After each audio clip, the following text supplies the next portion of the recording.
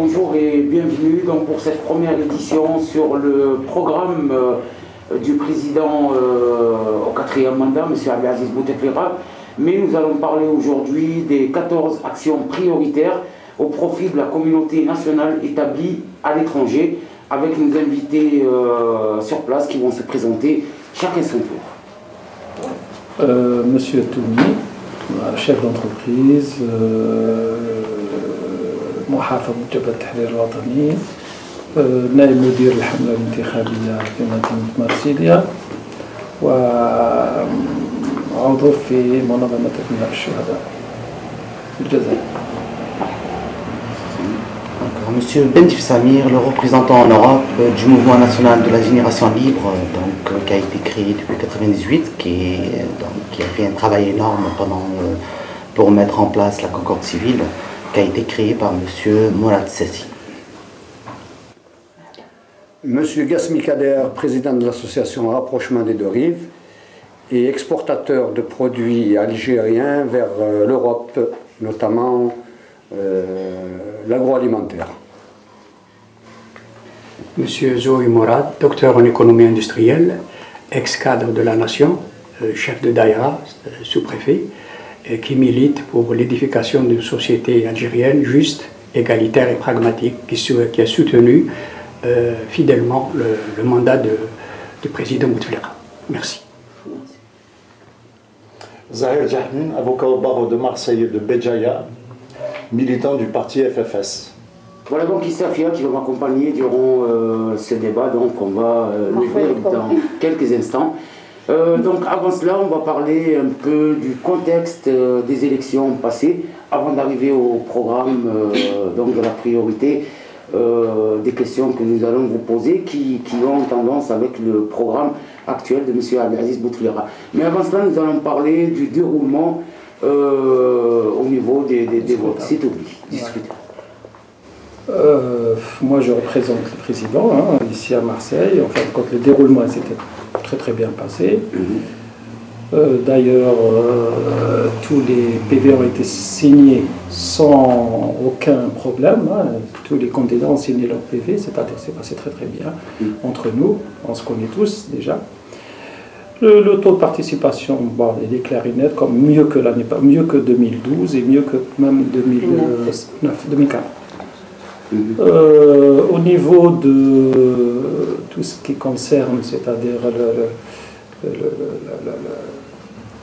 je parle de, c'est-à-dire que le taux qu'a obtenu le président de la République, en général, il reflète, le taux d'ici, il reflète en Algérie. Si le président il a fait 80 ou 75 comme les années 2009-2004, ici c'est pareil, il a fait la même chose. Même Zroual c'est pareil, quand on a fait ici 80, là-bas il a fait 80. Ici à Marseille on a fait à peu près 70, à Grenoble 88, ailleurs 86.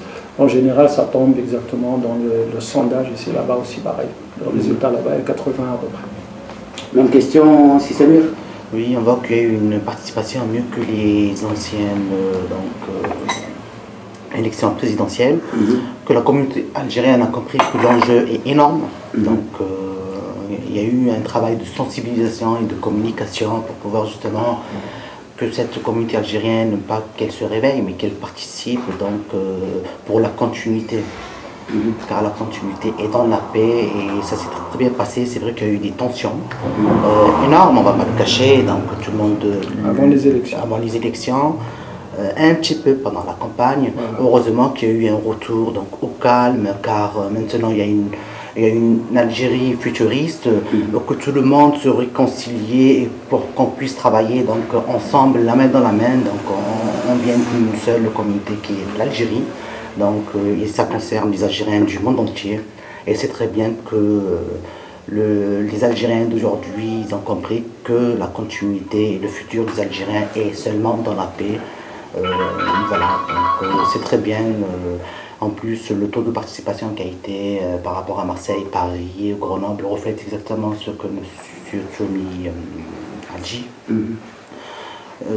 Au niveau de Marseille, le retour au calme de partout, c'est tant mieux.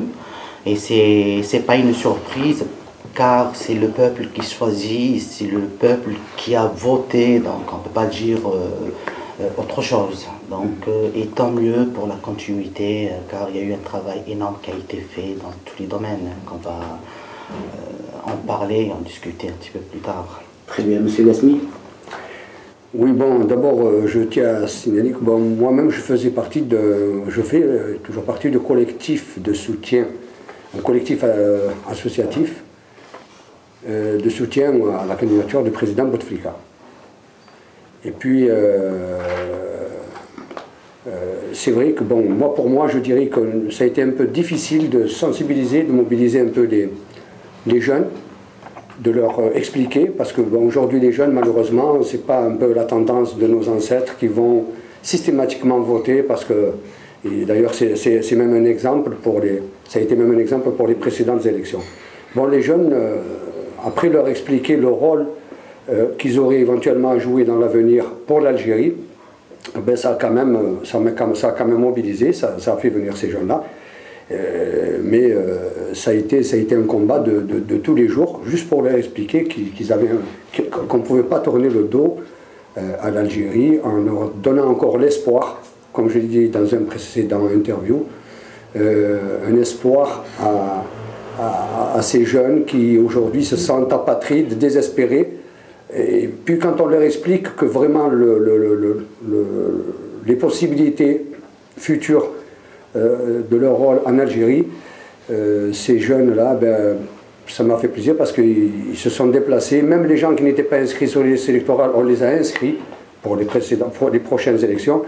Mais on s'est engagé, nous, en tant qu'association, à ne plus les décevoir, c'est-à-dire en travaillant, j'espère, dans l'avenir avec le gouvernement algérien pour essayer de fédérer cette force qui sera bien sûr au service de l'Algérie comme au service de la France.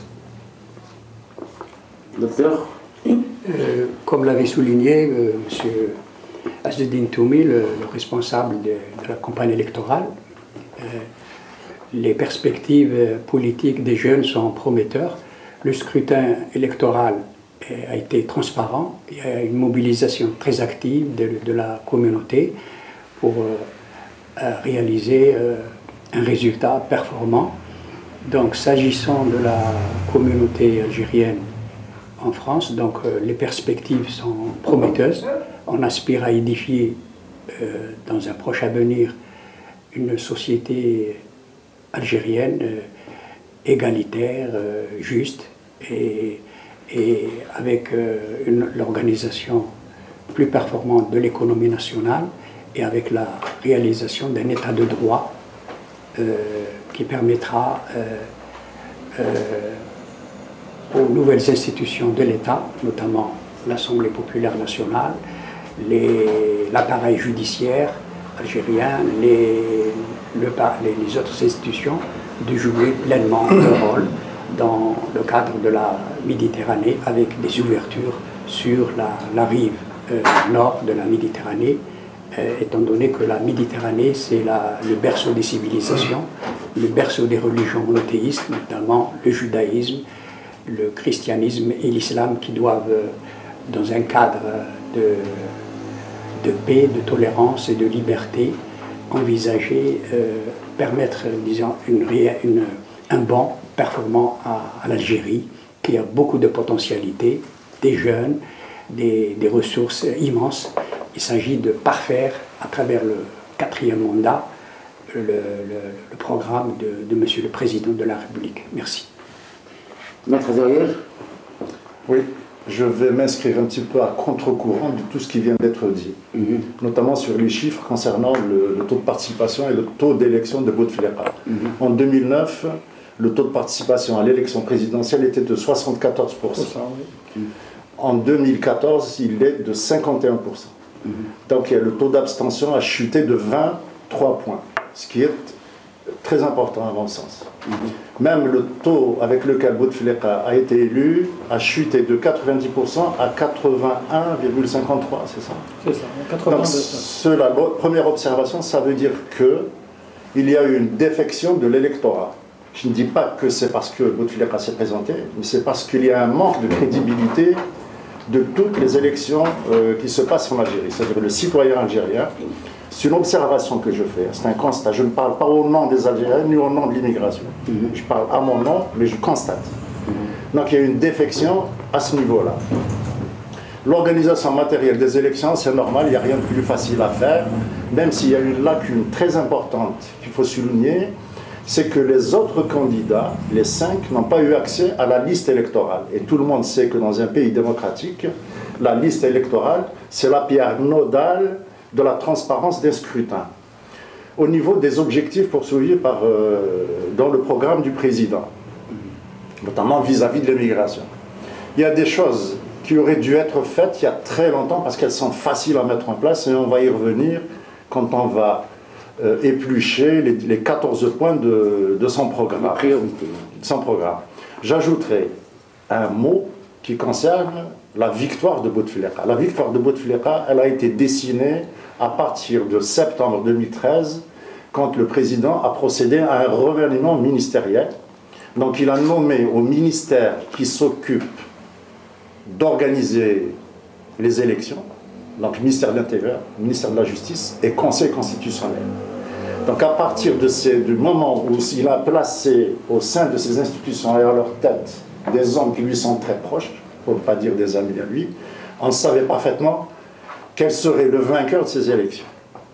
Deuxième point, juste au moment de la campagne électorale, notre président a reçu le secrétaire d'État américain aux affaires étrangères, John Kerry.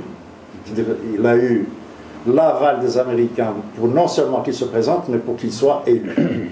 Il a eu la visite du ministère espagnol des Affaires étrangères. Il a eu la visite de l'émir du Qatar. Donc ça, c'est quand même les États-Unis, d'abord c'est les maîtres du monde. Donc à partir de ce moment-là, on savait que Bouteflika allait être élu. Le souci qui se posait, c'était le taux de participation. Combien d'Algériens Excusez-moi, je peux vous couper 2 secondes parce que bon, Bouteflika, on sait très bien qu'il est passé, c'est pas que par rapport à ça aussi. Laissez-moi aller au. Je le laisse parler. Laissez-moi aller au. Laissez-moi aller au bout de. Tout ce qu'il a dit, on a entendu dans les journaux. Laissez-moi aller au bout de mon propos, au bout de mon analyse. Je ne suis pas en train de dire non, parce que quand on était présent aussi, on a vu pas mal de personnes qui ont voté réellement Bouteflika. Oui, je ne dis pas que les gens... Je suis en train d'expliquer qu'il y a eu un taux de participation qui a chuté en l'espace de 5 ans de 23 points, ce qui est très important. Comme ça veut dire que le citoyen algérien... Non, je n'ai pas à comparer. Moi, je constate, j'ai dit, il faut écouter, il faut écouter. Un dialogue, c'est l'écoute d'abord. Oui, mais d'accord, ça n'a pas de sens. Ça n'a pas de sens, ça ne sert à rien de le dire. 23, chuté 23. Je peux dire des bêtises. Non, mais si vous dites ça chute 23, c'est normal, ça a chuté 40% ici. Alors, non, mais je n'ai pas à comparer une démocratie comme la France avec une démocratie comme l'Algérie. On est mieux, parce que 20%, là 40%. Législative dernière, place 60%. Non, mais c'est pas une analyse si tu veux. La moindre des choses, c'est de me laisser. Oui, non, mais tu as parlé beaucoup de choses, alors c'est pour ça. Si mes propos ne plaisent pas, non, dérangent, juste non, de toute façon, on est ici, en fait, on est ici pour discuter, et en même temps pour le programme de... Non, priorité. Mais la question qui a été posée au départ, c'était de savoir les élections, comment elles sont déroulées. Si tu me permets... On a parlé de la campagne. La campagne, elle a commencé bien avant. Je peux dire d'autres choses encore. Si tu me permets juste de dire quelque chose que... On ne peut pas... Maintenant, si vous souhaitez cadrer le débat dans un strict discours... Non, attends. Nous sommes là, d'abord... Vous êtes des démocrates nous sommes démocrates. Liberté d'expression. D'accord. Alors, laissez-moi parler. Oui, mais quand on... Non, mais attends, vous me permettez de répondre, s'il vous plaît. Juste quelque chose, j'attire donc l'attention sur des propos que tu tiens... Pardon, que tu tiens, où je ne suis pas tout à fait d'accord avec toi, comme tu n'es pas d'accord avec moi, mais moi, je vais te répondre juste. Toi, tu reproches aujourd'hui au président Bouteflika d'avoir reçu les représentants, c'est-à-dire américains, espagnols, ce qui en suit. Donc, si on écoute bien ton raisonnement, c'est-à-dire ton argumentation, tu voudrais donc que pendant les élections ou avant, le président de la République, l'Algérie arrête de recevoir. Donc, ça ne se fait pas. Ça ne se fait pas. Ah, donc il ne reçoit personne. Même dans les démocraties. Donc l'Algérie arrête de travailler. Non, excuse-moi. Non, explique-moi. L'Algérie, non, dans la plus grande démocratie, Excusez-moi, Sarkozy, il a reçu le Kadhafi un mois avant. C'est un mois avant, pas pendant la campagne. Non, même. Moi, j'ai dit pendant la campagne. Non, juste, on reviendra pour un non, parce que ça, c'est vraiment... Pourquoi vous ne parlez pas des chiffres? Ça a été dit ici que le taux de participation de 2014 est supérieur à celui de 2009, alors que c'est une vérité. C'est un problème mondial. C'est vous qui l'avez dit, monsieur. Partout dans le monde. Vous avez dit que les dernières élections sont pas si si on va avancer de toute façon, il faut qu'il y ait de la polémique. Moi, je vais juste... Qu'est-ce que vous voulez que je dise? Si on parle des chiffres, disons des choses... Non, si on dit des choses concrètement, Zahel, moi je vais te dire juste une chose. Toi tu parles des chiffres d'avant. Tu sais très bien qu'avant le taux de participation était important. Pourquoi? Parce que les gens, c'était tous des anciens qui étaient d'abord systématiquement inscrits sur les listes électorales. Et la majeure partie de ces gens, des précédentes, ça fait quand même plus de 5 ans, les gens sont décédés, les gens sont malades, ne vont plus... Si, moi je te donne des chiffres, attends, je te donne des chiffres, c'est pas moi qui le dis. En 2009, le nombre d'inscrits était de 22 millions et quelques. En 2014, il était de 23 millions. Je ne te parle pas de l'Algérie, moi je te parle on parle d'ici, moi. D'ici là. Oui, c'est le même taux. Non, c'est pas la même. Moi je peux te ramener aujourd'hui les chiffres des foyers sur la Cotra. Tous nos vieux, il y a en 5 ans, il y a 25%. Des choses officielles. Mais je vais vous dire, je ne sais pas si vous êtes au courant déjà. Est-ce que vous savez, comme avocat, combien d'inscrits ici au vote? Pour cette année, 70 000 à peu près. 70 000. Combien il y en a eu de votants? Ça, le taux de participation, je l'ai eu avant-hier, il était entre 20 et 23. Non, il est 21. Il est 24. Moi, on m'a dit 23. 22, mais ils ont rajouté quelques trucs. Moi, ce que j'ai dit, le taux de participation au vote de cette année est plus fort que 2012. J'ai pas dit 2014. C'est les législatives, ce n'est pas les mêmes élections. Voilà. Et ça des deux fois il était de 17 pour les législatives. Voilà, je le sais. Voilà. Et en 2009, il était de combien à Marseille? Non, le taux de participation, c'était en 2009, puisque vous aimez parler des chiffres. 37. Il était de 33. 37. Il n'est pas tombé loin. Quand même. Non, mais il y avait 65 000 de votes. Là, on va revenir. المعمري هذاك البويت الكبير هذا معمري ماشي مول معمري لا الاخر Enfin, c'est un poète algérien. Il a dit un jour que si vous me dites, enfin, si vous me demandez d'accepter, en fin de compte, de choisir entre la démocratie entre la plus haute, la plus belle démocratie du monde et l'Algérie, je choisirai l'Algérie. La démocratie, dans le sens européen, c'est une utopie, même ici. Écoute-moi. C'est une utopie. Alors on ne peut pas choisir. Moi je préfère l'Algérie que la démocratie qui nous amène à des affrontements comme on a fait en 2008. Ne sortons pas du sujet, on va parler du programme. Ce n'est pas un poète. Non, ce n'est pas un poète, c'était un homme politique qui avait créé... Comment il s'appelle? Il est décédé d'une crise cardiaque pendant la campagne électorale. Comment il s'appelle? 2099. On va revenir sur le sujet. On va revenir sur le sujet de l'émission, de ce programme. Voilà, donc en sachant que, faute bien sûr des électeurs qui ne sont pas inscrits à temps, on les a vus un peu d'après nos analyses de nos journalistes, que ce soit ici ou en Algérie, qui avait une forte participation de jeunes, mais malheureusement, ils ne se sont pas inscrits à temps donc, pour pouvoir voter. Donc on en reparlera avec l'équipe de la rédaction. Mais pour l'heure, Safia, si tu veux bien, donc on va poursuivre avec les 14 priorités pour les citoyens algériens qui vivent dans le monde. Et donc ce sont des questions qu'ils ont posées bien avant et qui veulent retrouver pour les années à venir, Inch'Allah. Donc d'après le programme du président M. Abdelaziz Bouteflika, donc tout commence en fin 2014 et on va poser la première question, l'accès au logement public en Algérie. Donc il y a deux formules. Sitoumi, on vous écoute sur ce premier point. Déjà, je commence par les 14 propositions qui ont été proposées. Je pense que ça, c'est grâce au travail des députés qui se sont succédés depuis longtemps, qui réclament ce que réclament les Algériens, qui transmettent ce que les Algériens veulent en Algérie. Voilà. Et parmi, enfin je pense, les 3 ou 4 propositions qui sont essentielles pour les Algériens d'ici. Parmi eux, le logement, parce qu'il y a des familles ici qui n'ont pas les moyens d'acheter là-bas. Quand ils partent en vacances, ils partent chez leur famille, etc. etc. Ils veulent bénéficier, comme les Algériens, des appartements sociaux, etc. 2, il y a la garantie obsèque. La garantie obsèque, c'est important aussi. Comme les Algériens, vous le savez, ils laissent faire, ils ne s'assurent pas, il n'y a pas les moyens, ils n'en ont pas, etc. Alors ils veulent imiter un peu les Maghrébins et les Tunisiens qui payent avec la carte. Voilà, qui essayent. Comme ici, il y a un lobby algérien qui travaille beaucoup dans ce domaine, il y a plusieurs associations qui font les pompes funèbres, alors ça fait un petit peu retarder ce genre de décision en Algérie. Voilà. Surtout ça, je pense, à mon avis. Surtout ça qui bloque un petit peu. L'Algérie, elle ne veut pas. Il y a, je ne sais pas combien, des milliers d'associations des pompes funèbres ici en France. Voilà. 3e, je pense que c'est le transport qui touche beaucoup de familles algériennes. On y reviendra. On va étape par étape. On va poser la question à notre ami Samir. Dans la même question, donc l'accès au logement public en Algérie. En sachant qu'il y a 2 formules. Donc la première formule, c'est l'accès au logement public unique.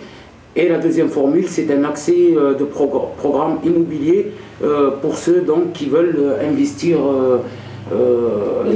librement. Voilà. Donc, par rapport au problème du logement et l'accessibilité au logement en Algérie, donc envers la communauté algérienne basée à l'étranger, il a toujours existé. Donc il a toujours été là. Le problème qu'il y a eu, il y avait un manque de communication, un manque d'information et d'orientation. Il y a eu des députés, malheureusement, c'est vrai qu'ils ont essayé un petit peu d'en parler, etc. et tout, mais au jour d'aujourd'hui, on ne les trouve plus. Je trouve vraiment dommage que des députés qui ont été élus par leurs électeurs, etc. et tout, qu'ils n'ont même pas ouvert des bureaux ou des permanences pour pouvoir au moins renseigner, informer cette communauté algérienne qui les ont aidés, qui les ont mis donc en valeur, qui les ont présentés en tant que députés. Et malheureusement, ils ont tourné kazakh, si je puis dire. On ne les trouve plus. Et ils se cachent. Où est-ce qu'ils sont les bureaux? Donc il y a eu un travail qui n'a pas été fait, donc des promesses qui n'ont pas été tenues. Et donc c'est un manque de communication. Un manque de communication, je ne peux pas citer des noms. Non, mais c'est pour, juste un parenthèse, on ne sort pas le sujet. Là, on ne parle pas des logements que les gens vont acheter avec leur argent. Ça c'est des logements sociaux. Vous êtes en train de dire que cette formule de logement pour les émigrés existe déjà. Non, moi je l'ai corrigé. Je ne vous ai pas coupé la parole depuis tout à l'heure. Vous avez une petite idée de polémique, etc. J'aimerais bien continuer au moins. Sachez de quoi vous parlez. Chacun puisse parler. Attendez, on n'est pas là. Monsieur, vous soutenez un candidat qui présente un programme et vous ne connaissez même pas. Je suis désolé, je sors de mes gants quand j'entends des choses. Vous êtes en train de dire, monsieur, que pour les émigrés, l'accession au logement public en Algérie existe déjà. Non, bien sûr, il y a toujours. Par quel processus? En Algérie. Mais par quel processus? Par quel canal un émigré va acheter un logement social en Algérie? Il faut aller voir les différents départements qui ont été mis en place. Non, expliquez-moi. Non, le logement social, c'est comme les Algériens, c'est-à-dire que quand ils achètent à l'ADL ou là, c'est avec des participations, et c'est le même prix qu'un Algérien là-bas. C'est-à-dire que si l'Algérien achète 300 millions là-bas, logement social, ici, il paye 300 000 dinars, ça veut dire 30 millions. Mais ça, il n'y en avait pas. Il y a un quota qui va se faire, il y a beaucoup d'Algériens qui va se faire de la communauté algérienne. Le système qu'ils ont eu des à titre privé, il y a des Algériens qui construisent, qui achètent des maisons, mais pas par le canal de l'État, des OPGI ou de... On donne la parole à Kader. Voilà pourquoi je coupe. Je suis désolé de vous couper la parole, je ne suis pas là pour polémiquer. Qu'est-ce que vous comptez faire en fait? Non, mais c'est marqué. C'est même pas voté. Non, mais c'est bien, je souscris à cette proposition. Mais allez, c'est marqué, mais bon, c'est pas les programmer. Voilà. Je suis d'accord. Je vais le dire que je suis d'accord. Les programmes, ouais, très bien. Donc, je donne la parole à Kader Gasmi. Kader. Oui, moi donc, je reviens un peu sur ce que disait M. Toumi. Ce n'est pas que les précédents députés qui ont été parlés en Algérie, parce que même le rôle associatif, ce que nous faisons, nous essayons de sensibiliser les décideurs en Algérie, justement, de les appeler de toutes les difficultés rencontrées par notre communauté. Ça, c'est pour revenir sur ce point. Pour revenir sur ce que dit monsieur, quand il dit qu'il n'y a pas c'est vrai que c'est un manque de communication et d'information. Quand il n'y a pas ces bureaux aujourd'hui, où il devrait y avoir des bureaux ici, ou quelqu'un ou un site où n'importe quel Algérien résidant à l'étranger va se renseigner. S'il y a une loi qui va être votée ou qui est en cours, c'est-à-dire de vote, que ces gens trouvent l'information. Je pense que là, oui, c'est toujours, parce que là, quand on lit le programme, c'est toujours en projet, d'accord, c'est pas encore d'actualité. Mais il suffit de, comme disait les gens, c'est d'expliquer aux gens, de leur dire, pour qu'il n'y ait pas justement ces problèmes, ces amalgames, en disant, c'est la communication. Je ne dis pas que les députés l'ont fait, peut-être c'est à l'État aussi de créer des permanences ici, parce que même un député, je ne vois pas ce qu'il pourrait faire sur une circonscription qui regroupe 53 départements en France. Combien il en faudrait? Parce qu'il faudrait quoi? Le bonhomme qui vient de Nantes, il faudrait qu'il vienne sur Marseille ou sur Lyon. Donc c'est quelque part, c'est vrai que c'est un problème de communication. C'est quelque chose de bien, parce qu'aujourd'hui même la communauté en elle-même, hormis le côté social, on parle, c'est des gens qui veulent bénéficier, c'est-à-dire acheter des appartements avec leur argent, avec un plan épargne qu'ils ont déjà en Algérie. Tout le monde a un carnet de casse d'épargne avec un plan d'épargne GMPEL. Et malheureusement, justement, on les laisse, c'est des laissés pour compte. Alors ils ne comprennent pas, quand ils partent en vacances là-bas, on aime bien même, vaut mieux un petit chez soi qu'un grand chez les autres. Donc voilà, ces gens-là, ben, toujours, quand on parle de ce programme-là, c'est-à-dire de juste celui-là, ben, il n'est pas encore concrétisé. Mise en place, tout à fait. Docteur? Moi, sincèrement, je suis très confiant dans la nouvelle stratégie, la nouvelle vision du gouvernement à travers dans le cadre du 4e mandat présidentiel, avec l'introduction des nouvelles technologies de communication, avec l'amélioration de la qualité de service des représentations diplomatiques à l'étranger, et l'organisation de la société civile, de la communauté en Europe, à l'étranger, qui doit s'organiser pour mieux s'affirmer et imposer à travers un dialogue, une concertation franche, sincère et organisée avec l'administration, nos représentations diplomatiques. Donc avec ces nouvelles formules, ces nouvelles options sont très prometteuses et permettront à l'Algérien qui vit à l'étranger d'acquérir son logement dans le cadre de l'épargne ou dans le cadre des formules, acquérir un logement, et voilà. Donc il n'y a pas à critiquer, à dénigrer. Et moi je considère que la critique et l'autocritique, la critique politique et l'autocritique sont une méthode d'amélioration constante de notre niveau politique et idéologique. Donc l'Algérie est en phase de reconstruction, il faudrait qu'il y ait une prise de conscience de l'Algérien, il faudrait que même la qualité de service de l'administration algérienne doit s'améliorer, parce que jusqu'ici il y a eu des résultats. L'Algérie a fait, il faut le dire en toute honnêteté, l'Algérie s'est engagée dans un programme de réalisation très ambitieux en matière de logement, d'infrastructures routières, d'infrastructures hospitalières. Il s'agit maintenant, à travers le 4e mandat, d'avoir une qualité de service. Donc avec les nouvelles technologies de communication, comme je l'avais souligné au préalable, et la société civile qui, avec une prise de conscience, avec une nouvelle organisation, avec la qualité de service de l'administration, donc les résultats seront plus que performants. Donc, moi je suis confiant et je vous remercie. Maître? Alors avec tout le respect que je dois à mes camarades et compatriotes qui sont ici, je constate, comme d'habitude, il y a un langage creux qui ne veut rien dire. On est en train de parler du premier point, c'est-à-dire le logement. L'accès au logement public. L'accès au logement public pour les émigrés, il y a 2 formules, on a dit. C'est inscrit dans le programme de Fleqa. Première formule, donc c'est l'État qui va aider au financement de ce logement pour les bourses modestes. Et deuxième plan, pour ceux qui veulent faire de la promotion immobilière. En tout cas, c'est ce que j'ai compris. 2 volets. Ces 2 volets, le premier volet, il peut se heurter à un gros problème. On sait qu'en Algérie, il y a un déficit de logement social, de logement de 2 millions d'habitants. C'est-à-dire pour que l'Algérie résorbe son problème d'un logement, il faut aujourd'hui 2 millions de logements pour que les Algériens... D'après les statistiques, c'est 700 000. Attends, laisse-moi finir. Mais il faut parler, 700 000, je suis d'accord, mais il faut le taux d'occupation. Oui. Le taux d'occupation des logements en Algérie, il est de 6 personnes. C'est-à-dire un T3, 60 mètres carrés, 6 personnes. Alors que la norme internationale... Non, la moyenne familiale en Algérie, c'est 4, c'est pas 6. Bon, c'est 4. Même si c'est 4, elle est en deçà de la norme internationale. Continue après moi, reviens. Non, déjà, on sait qu'en Algérie, je vais te dire pourquoi, je vais donner des exemples. À chaque fois qu'il y a une distribution de logements en Algérie, dans n'importe quelle commune, il y a des émeutes. Il y a des émeutes, les gens ils contestent les listes, le piston, parce qu'il y en a qu'ils ont 4 ou 5. Et pourquoi? On va en parler peut-être, on va rentrer dans le climat de corruption. Mais ça revient au public, c'est pas le gouvernement. Pourquoi? Parce que la distribution se fait ben amis. Parce que, oui monsieur, on est obligé de parler de la corruption. Quelqu'un qui a déjà 4 logements sociaux, il en prend un 5e. Pourquoi? Parce que l'administration le permet.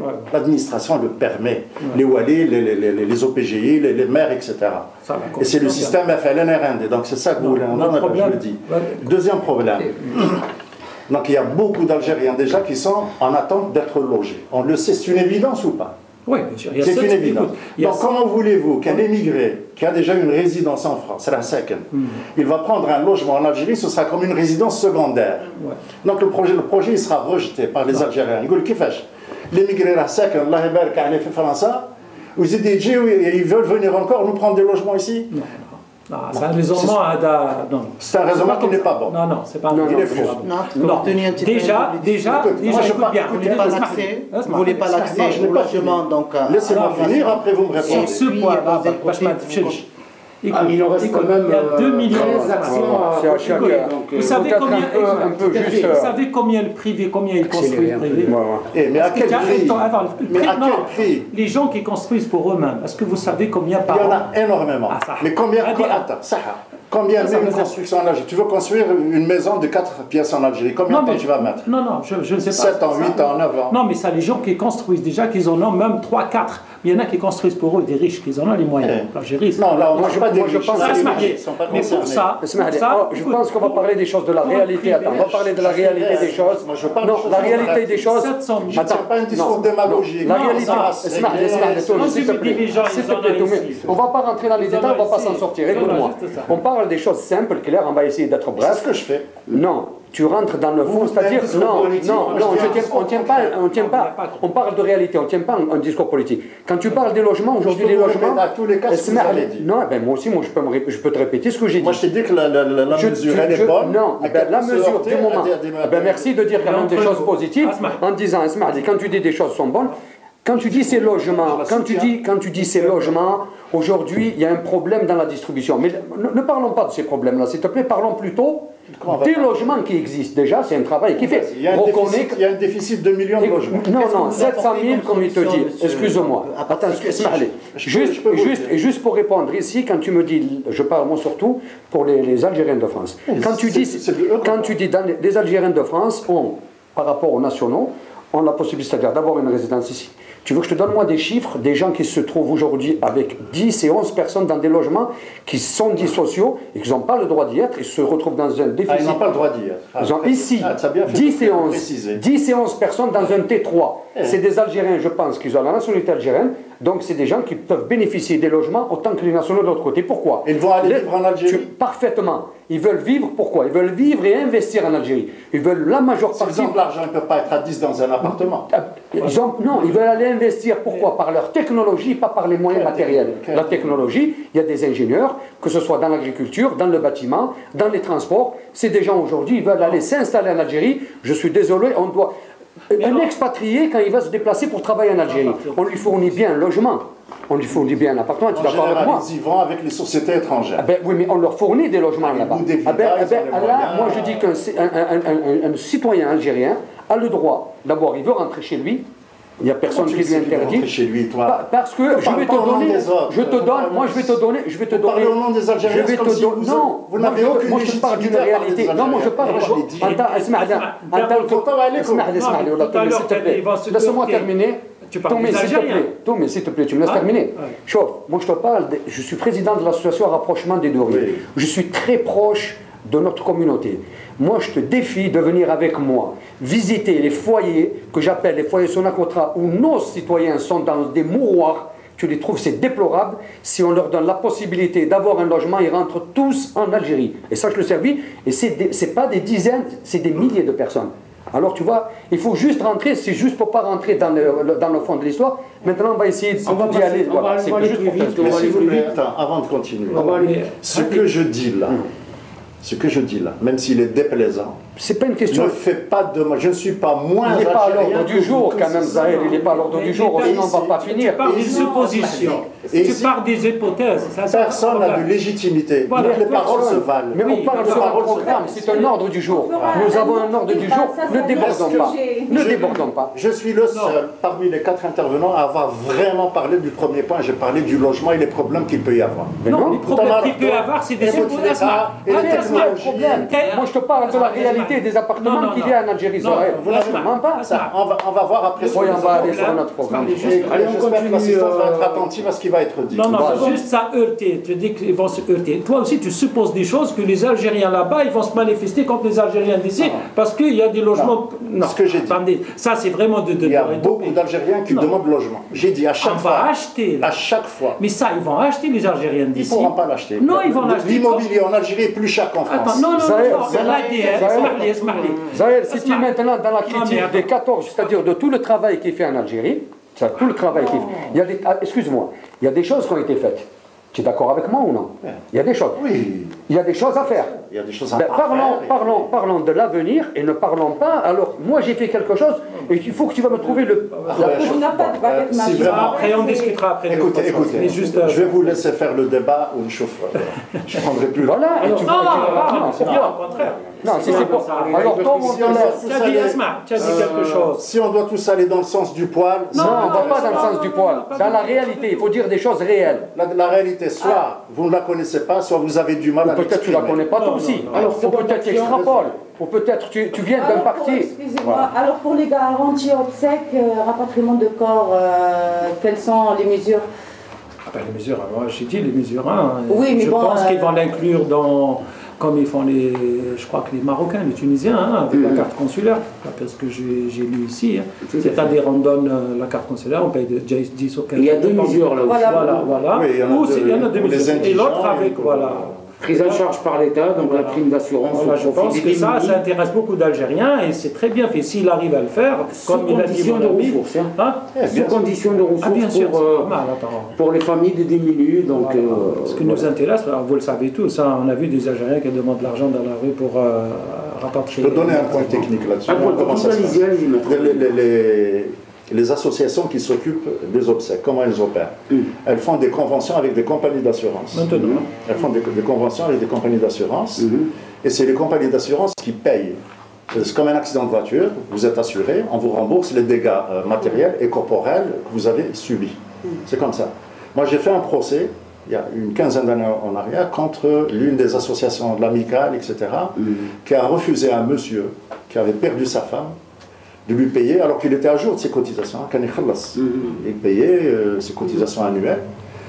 Ils ont refusé de payer le rapatriement de son épouse au prétexte qu'il avait loué dans un cimetière à Gardanne un espace. L'espace avec, il l'a loué dans les années 60. Et quand il a souscrit son contrat d'assurance obsèque rapatriement de corps, il a dit mais monsieur, et j'ai perdu le procès. Je l'avoue, c'était devant le tribunal d'Aix-en-Provence, j'ai perdu le procès.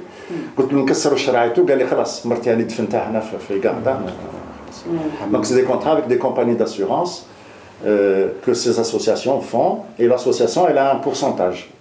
Plus elle fait elle souscrit de... Non mais ça c'était déjà avant en France. Même dans le cas. Maintenant pour les indigents, pour les gens qui n'ont pas les moyens, il y a le service social des consulats évidemment qui sont... Non, c'est pas comme ça. Non, c'est pas comme ça. Maintenant il y a deux choses.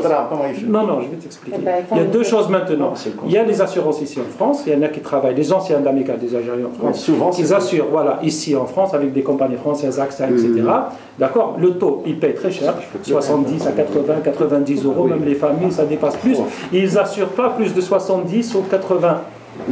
Dès qu'ils dépassent 80, on n'assure plus. Maintenant, plutôt maintenant l'Algérie, elle a offert quelque chose avec l'assurance algérienne, la carte.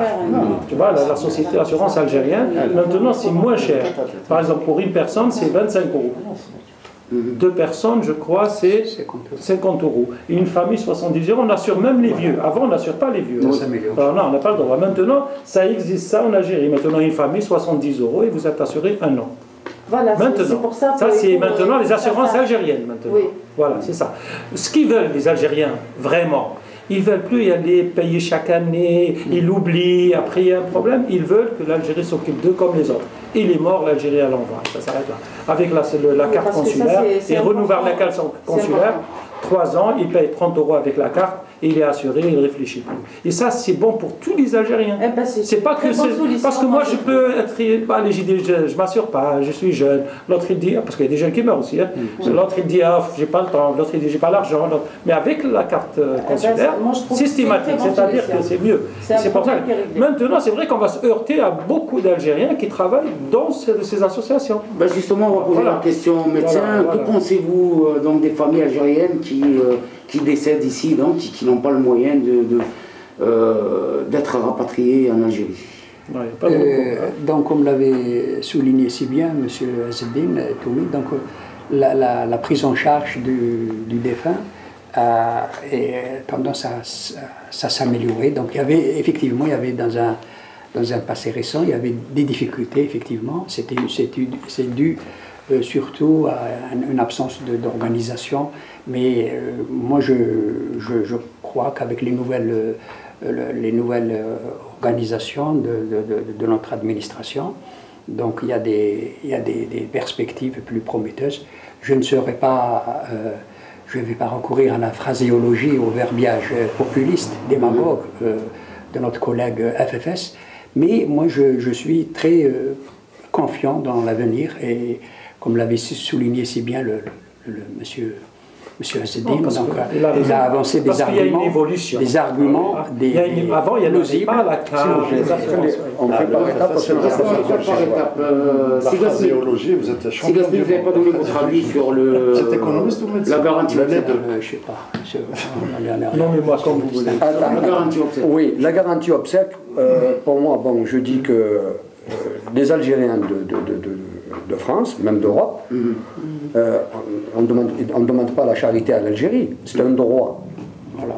Cette répartition un peu, je pense, des richesses en Algérie, on ne demande pas qu'ils nous donnent de l'argent directement de main à la main, on peut, par des subventions, justement subventionner avec des conventions qu'on pourrait signer que l'Algérie pourrait signer avec ces associations qui existent aujourd'hui pour ne pas les mettre dans l'embarras, ou qui que ce soit, de signer des conventions pour pouvoir essayer de rapatrier ces corps le plus dignement possible en Algérie, parce qu'aujourd'hui, ça je parle des cas où les gens sont assurés, où ils ont une carte d'immatriculation comme celui-là.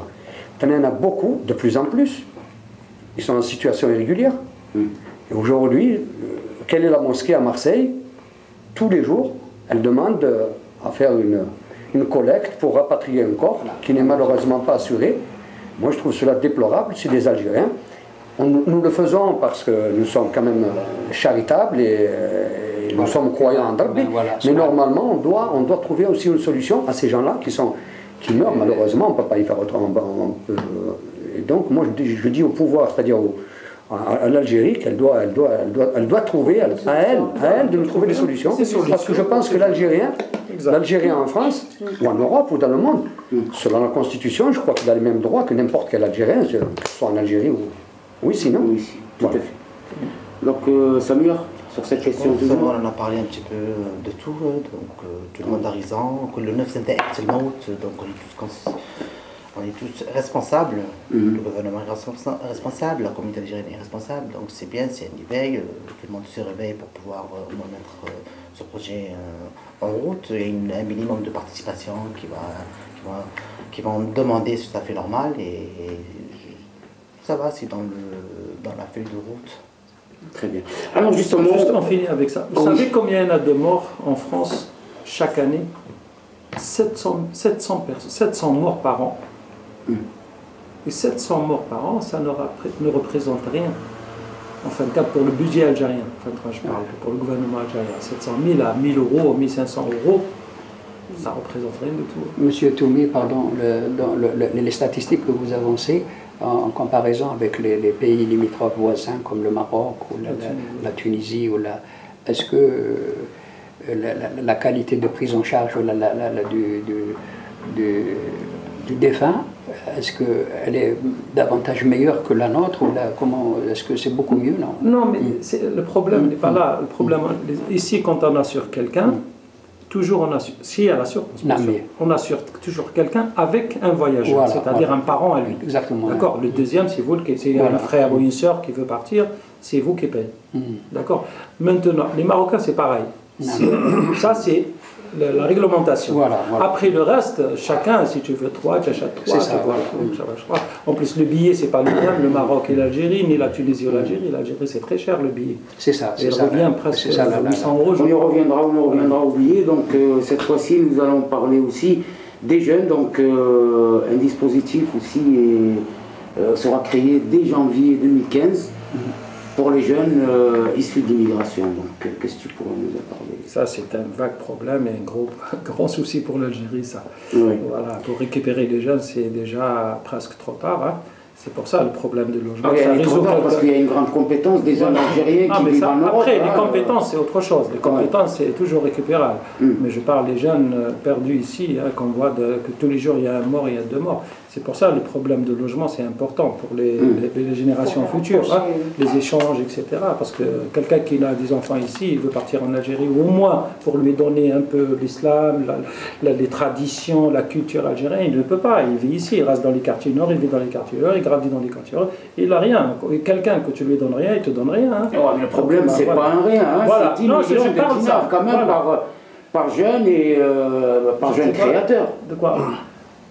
Non, mais je ne parle pas de ça, je parle de la jeunesse. Après, on arrive, l'Algérie, elle donne l'Algérie. Hein, pour les jeunes qui veulent investir. Qui veulent investir. Non, ça c'est l'ancien. Ah oui, vous parlez de ça, je parle de la jeunesse en général. Et là, étant donné qu'il y a pas mal de jeunes qui nous regardent donc, à travers ce débat, et c'est un cas qui les intéresse. Moi, j'en connais pas mal de jeunes qui sont partis en Algérie investir là-bas. Éventuellement.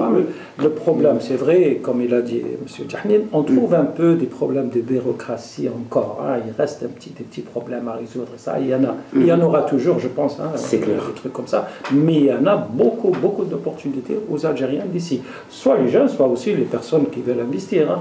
L'Algérie est ouverte, hein. Il y a des Français qui sont partis là-bas aussi. Hein. Moi, je pense qu'il faut créer au niveau consulat. Le problème, il est là, il y a un manque d'organisation. Au niveau consulat, etc., un bureau ou un canal d'organisation, voilà, de communication. De communication, voilà. Parce que, par exemple, le tissu associatif, il joue un rôle important. Comme lui, par exemple, comme il y en a d'autres qui jouent. Voilà, moi, je suis président de la Fédération d'associations de France. C'est vrai qu'il y a un canal, on peut dire, voilà, il y a une loi qui est sortie pour les jeunes, il faut la diffuser. Allez, Internet, par Facebook, les Twitter, etc. Et les gens, ils savent. Dans le même ordre d'idée, dans le même ordre d'idée, moi je suis père de 4 enfants, 4 jeunes universitaires qui ont des bagages acquis obtenus à l'université d'Aix-en-Provence, des masters en management, une fille qui a un master en civilisation orientale. Mais elles ont des difficultés à s'épanouir, à s'affirmer dans la société française qui traverse une crise. Donc, elles sont un peu marginalisées, exclues. Elles vivent des difficultés.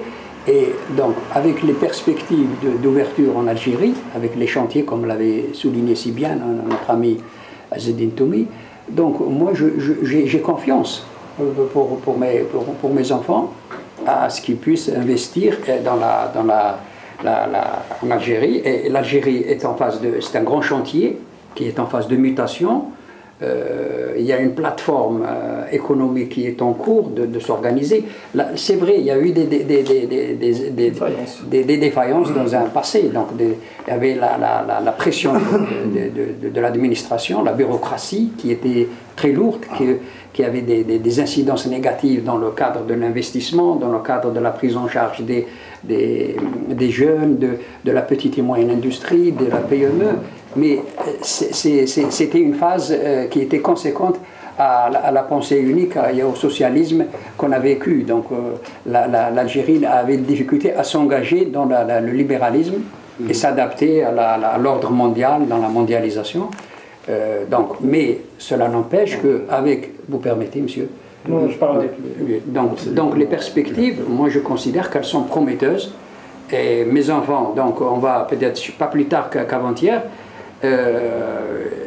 avec l'ANSEJ et lundi et l'ANSEJ, et on a pris attache avec les responsables locaux et pour pouvoir fixer, parce que moi, mes enfants projettent s'investir dans l'agroalimentaire et c'est un créneau qui est porteur et ils vont s'épanouir avec les nouvelles facilités et ma foi, donc il y a beaucoup de facilités, l'Algérie est en plein épanouissement, il n'y a pas à critiquer, dénigrer constamment l'État.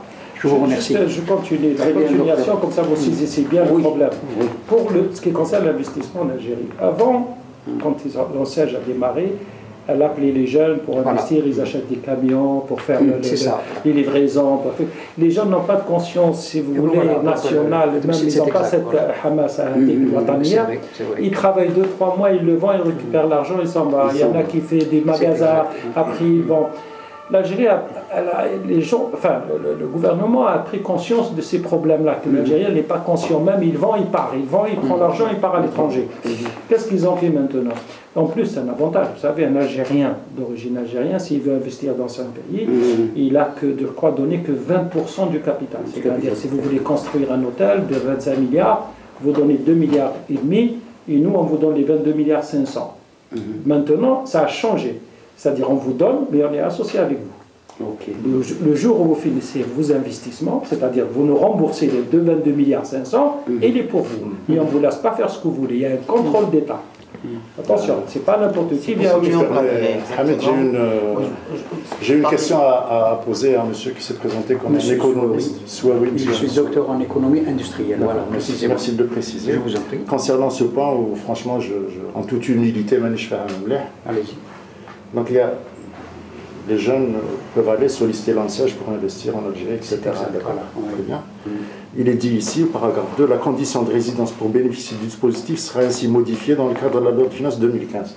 Donc vous êtes un soutien de Bouteflika, je suppose que vous avez bien lu ce programme. Pouvez-vous m'expliquer? J'ai décortiqué. La condition de résidence dont bénéficie du dispositif sera modifiée dans la loi de finances 2015. Deuxième question que je vais vous poser pour m'éclairer s'il vous plaît. Aux jeunes issus de l'immigration qui ont gardé une attache avec le pays d'origine. Vous pouvez m'expliquer sur ces deux points, s'il vous plaît, ce que vous en pensez? La condition de résidence, c'est l'attache avec le... C'est pas difficile. Mes enfants sont binationaux, c'est-à-dire ils ont un pied en France et un pied en Algérie, donc c'est le pays d'origine. Et donc ils évoluent dans les deux pays. Donc ma foi, donc ils vont s'épanouir en Algérie dans un prochain avenir. Donc, il y a des facilités, il n'y a pas à critiquer, à dénigrer constamment, en permanence le système. Il y a eu des défaillances, c'est vrai, dans un... Non, mais cette condition de résidence, qu'est-ce que ça veut dire? Non, je sais ce qu'il veut dire. Il veut dire pourquoi la condition de résidence... Elle sera modifiée dans la loi de finances 2015. Parce qu'avant, c'est vrai, avant l'ANSEJ, elle donnait qu'aux résidents. En Algérie. Avant. Maintenant, il a modifié déjà. Et là, il a modifié. Et les attaches avec le pays d'origine? Non, les attaches, c'est pas comment on appelle ça? C'est pas un article, c'est pas ce que vous pensiez, vous, politiquement, attachement. Non, je pense économie. Non, quand on dit quelqu'un qui veut investir en Algérie, c'est quelqu'un qui s'attache à son pays. C'est pas n'importe qui vient investir en Algérie. D'accord. Vous n'allez pas... Si vous êtes investisseur, je pense que vous êtes attaché. Je peux vous l'expliquer, le problème de la résidence. C'est-à-dire qu'avant, monsieur l'économiste. Voilà. Oui, oui. Il n'y a pas de juste... Non. C'est pas... Alors, donc, répartition... Quand on me traite de démagogue, FFS... Je ne parle pas de... Non. On débat... Parce que normalement, vous, les journalistes, à vous de répartir le temps de parole. Parce que je ne suis pas d'accord avec vous, vous me traitez de démagogue. Moi, je pense que je suis bien placé dans le cadre de l'investissement. Une question la plus élémentaire. Si tu me permets, je vais te répondre, Zahir. Je vais te répondre. Si on va essayer de répondre concrètement.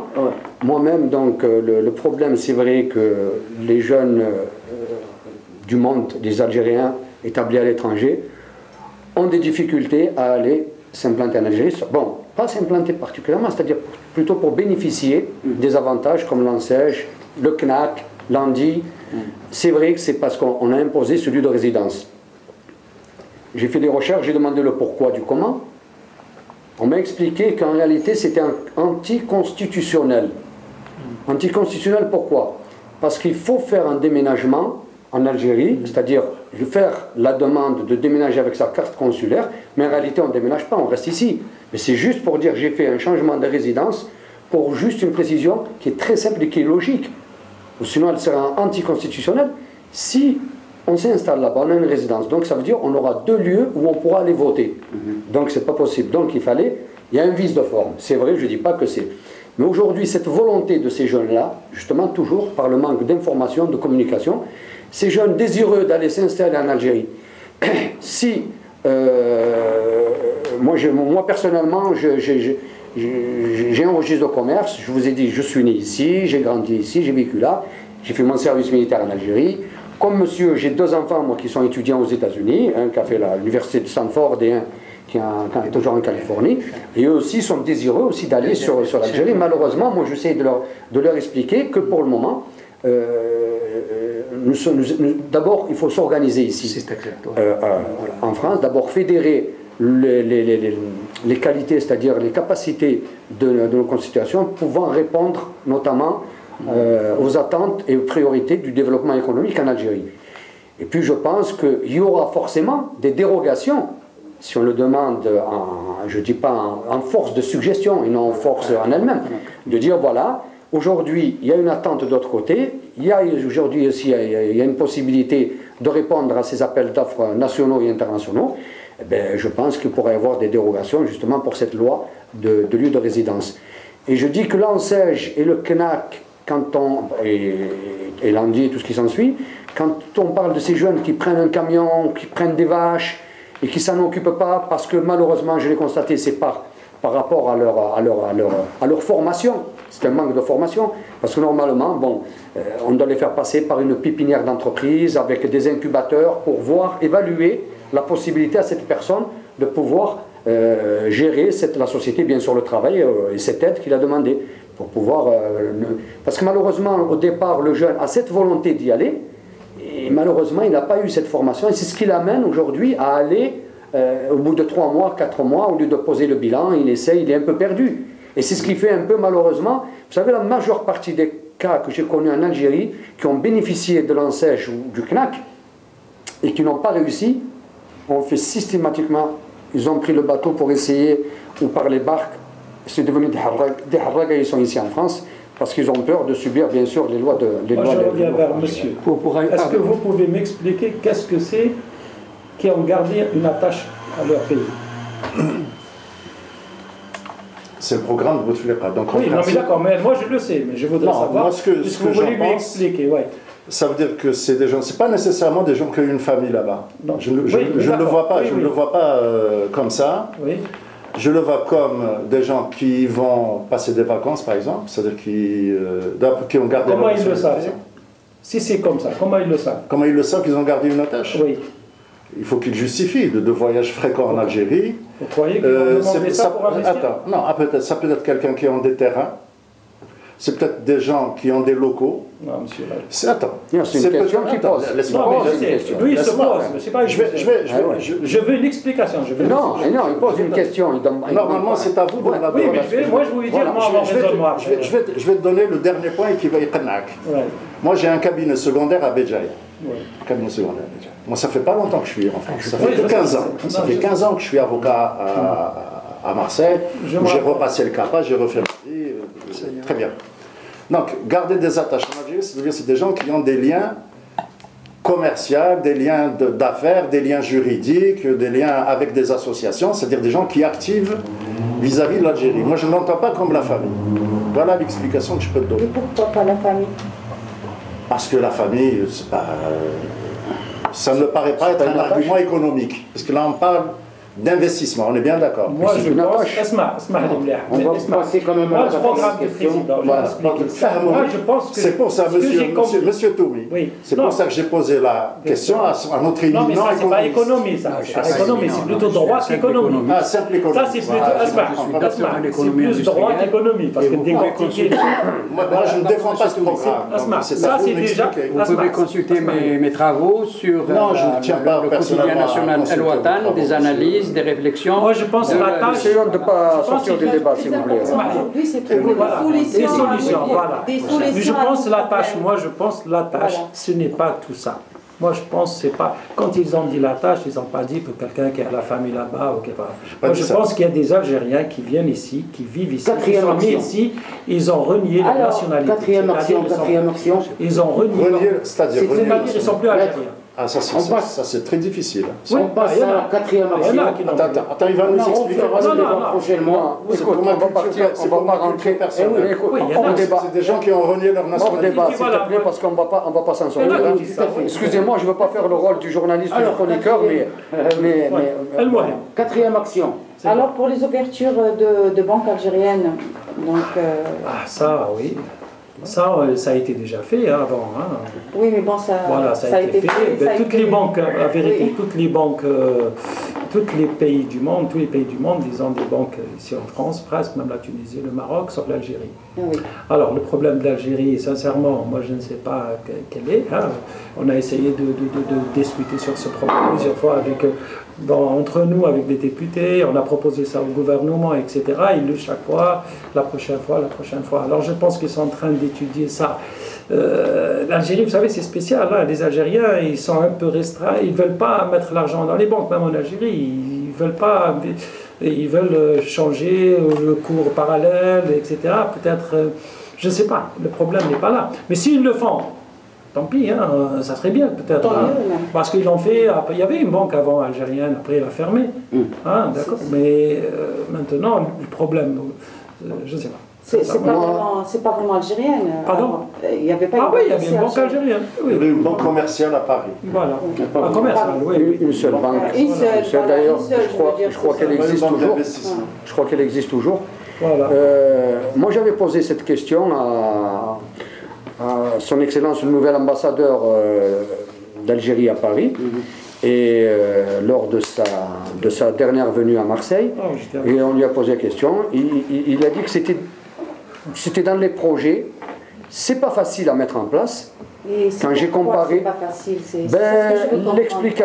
l'explication, donc c'est un domaine quelque part un peu, je pense que c'est boursier, c'est une question de relations, c'est-à-dire on va dire interbancaires, parce que il y a un système de réciprocité, je pense aussi entre l'Algérie là. On m'a parlé vaguement, mais on m'a dit que c'était possible d'ici une année, au maximum une année et demie, selon ce que m'a dit l'excellence l'ambassadeur. Il me dit il y aura des banques ici où on pourra des banques algériennes où on pourra mettre. Ça peut faciliter aussi la tâche pour ceux qui veulent faire un crédit, par exemple pour les immigrés, pour acheter des appartements. Oui, mais ça c'est sûr, l'intérêt de ces banques, l'intérêt de ces banques, parce que la demande existe, la demande est forte, parce que vous savez, nous quand on parle aux autorités algériennes, c'est que nous sommes un peu quelque part, en toute humilité, les porte-parole de la rue, en disant voilà, pourquoi il y a la banque marocaine, la banque tunisienne.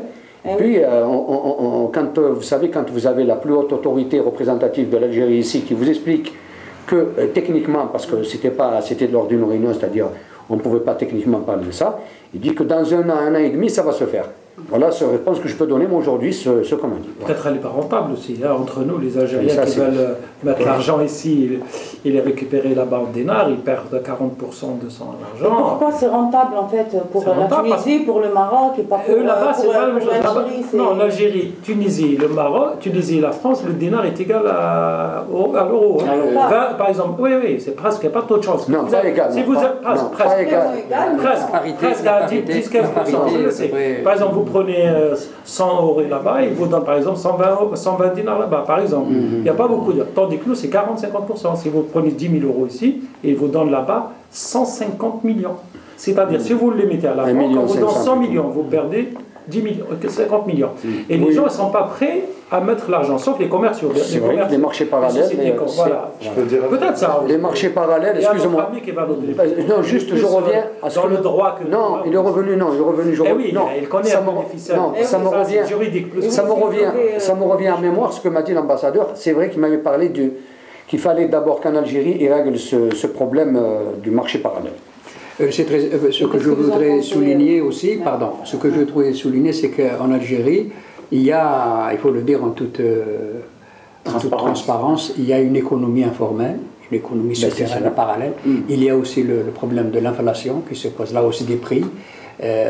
C'est des éléments qui ont une incidence négative sur l'économie. Apparemment, ce qu'on tire aujourd'hui, c'est qu'il y a un problème d'information. C'est ça qu'il faut voir avant pour que les citoyens algériens puissent s'informer de ce qui se passe vraiment. Je veux dire un mot sur l'absence de banques algériennes, de filiales de banques algériennes implantées en France. Je rappelle, à titre d'information, que l'immigration algérienne, c'est la plus importante et la plus ancienne en France. La plus nombreuse et la plus ancienne. La décision d'ouvrir ou pas des filiales ou des succursales de banques algériennes, elle est éminemment politique. En dehors des problèmes que vous avez évoqués, de marché parallèle, parce que l'économie parallèle en Algérie, c'est pratiquement 60% de l'économie. Donc il y a une masse d'argent monstrueuse en Algérie qui circule. Maintenant, quand vous achetez un bien en Algérie qui coûte 10 ou 20 milliards de dinars, vous allez à la balance. On met les paquets de billets sur une balance, on dit 100 kilos, ça fait 1 milliard, c'est plus le cas. On ne peut plus acheter aujourd'hui, je suis désolé. Non. Laisse-moi finir. Ouais, mais tu me dis, attends, il y a une loi, je vais aller dans le détail. Si vous voulez, moi je donne des détails techniques. Je ne fais pas de la démagogie politique, ça ne sert à rien. Parce que ça ne fait pas avancer mon pays. D'accord. D'accord. Oui. D'accord. En Algérie, il y a eu une loi qui est sortie en 2011 qui dit ceci. Pour les paiements de 50 000 dinars, pour les paiements au-dessus de 50 000 dinars, c'est-à-dire une misère, même pas 500 euros, il faut 500 000 dinars. 500 000 dinars. Moi, je sais que c'est 50 000, vous me dites 500 000 dinars, il y a 1 million de dinars. 1 million de dinars. Mais ça, ils l'ont abrogé. Elle n'est pas abrogée, la loi. La loi n'a jamais été appliquée. Pourquoi? Ce n'est pas par le simple chabi, ce n'est pas le citoyen ordinaire. C'est ceux-là même qui conçoivent les lois qui les piétinent. C'est ça le problème en Algérie. Il y a un problème de gouvernance. On peut discuter autant qu'on veut ici sur tous ces points-là. Il y a une volonté politique qui ne marche pas. Et ce n'est pas un problème pour ouvrir une banque ici. Ce n'est pas un problème d'agrément. Ce n'est pas un problème non plus de réciprocité, puisqu'il y a énormément de banques françaises qui ont ouvert en Algérie, Société Générale, Crédit Lyonnais, Cofinoga, les sociétés financières, etc. Donc ce n'est pas un problème de parce que si on ouvrait des banques ici, les Algériens résidant en Algérie qui ont des comptes à l'étranger, il y en a énormément. Il y en a énormément, Liechtenstein, Suisse, les paradis fiscaux, les îles Caïmans, etc. D'accord? Ils ne mettent pas l'argent. Si ils vont être obligés en tant que nationalistes, entre guillemets, de mettre l'argent dans leur banque d'Ahram. Mais les émigrés d'ici, c'est-à-dire on est tellement habitués à changer au noir et tout le monde le fait. Moi je le fais. Voilà, c'est ça. Que cette banque-là, effectivement, elle ne sera pas rentable. Pourquoi elle ne sera pas rentable? Parce qu'il n'y a pas de confiance politique dans ceux qui gouvernent. L'idée de la banque Hadik, lui-même, il ne va pas poser son argent dedans. Voilà les vraies raisons, il y en a d'autres certainement. Il y en a plusieurs. Non, moi je ne suis pas d'accord avec toi, bon, mais on ne va pas rentrer. On reviendra pour le débat de toute façon. Il y a des choses qu'il faut... Non, je ne dis que de la démagogie. La confiance, elle existe. C'est pas de la démagogie. Dis-moi en quoi tu n'es pas d'accord. Non, il y a des Algériens qui n'ont pas confiance. 5e action. Bien sûr. Khalifa, par exemple, elle a détruit beaucoup d'Algériens. Oui, par exemple.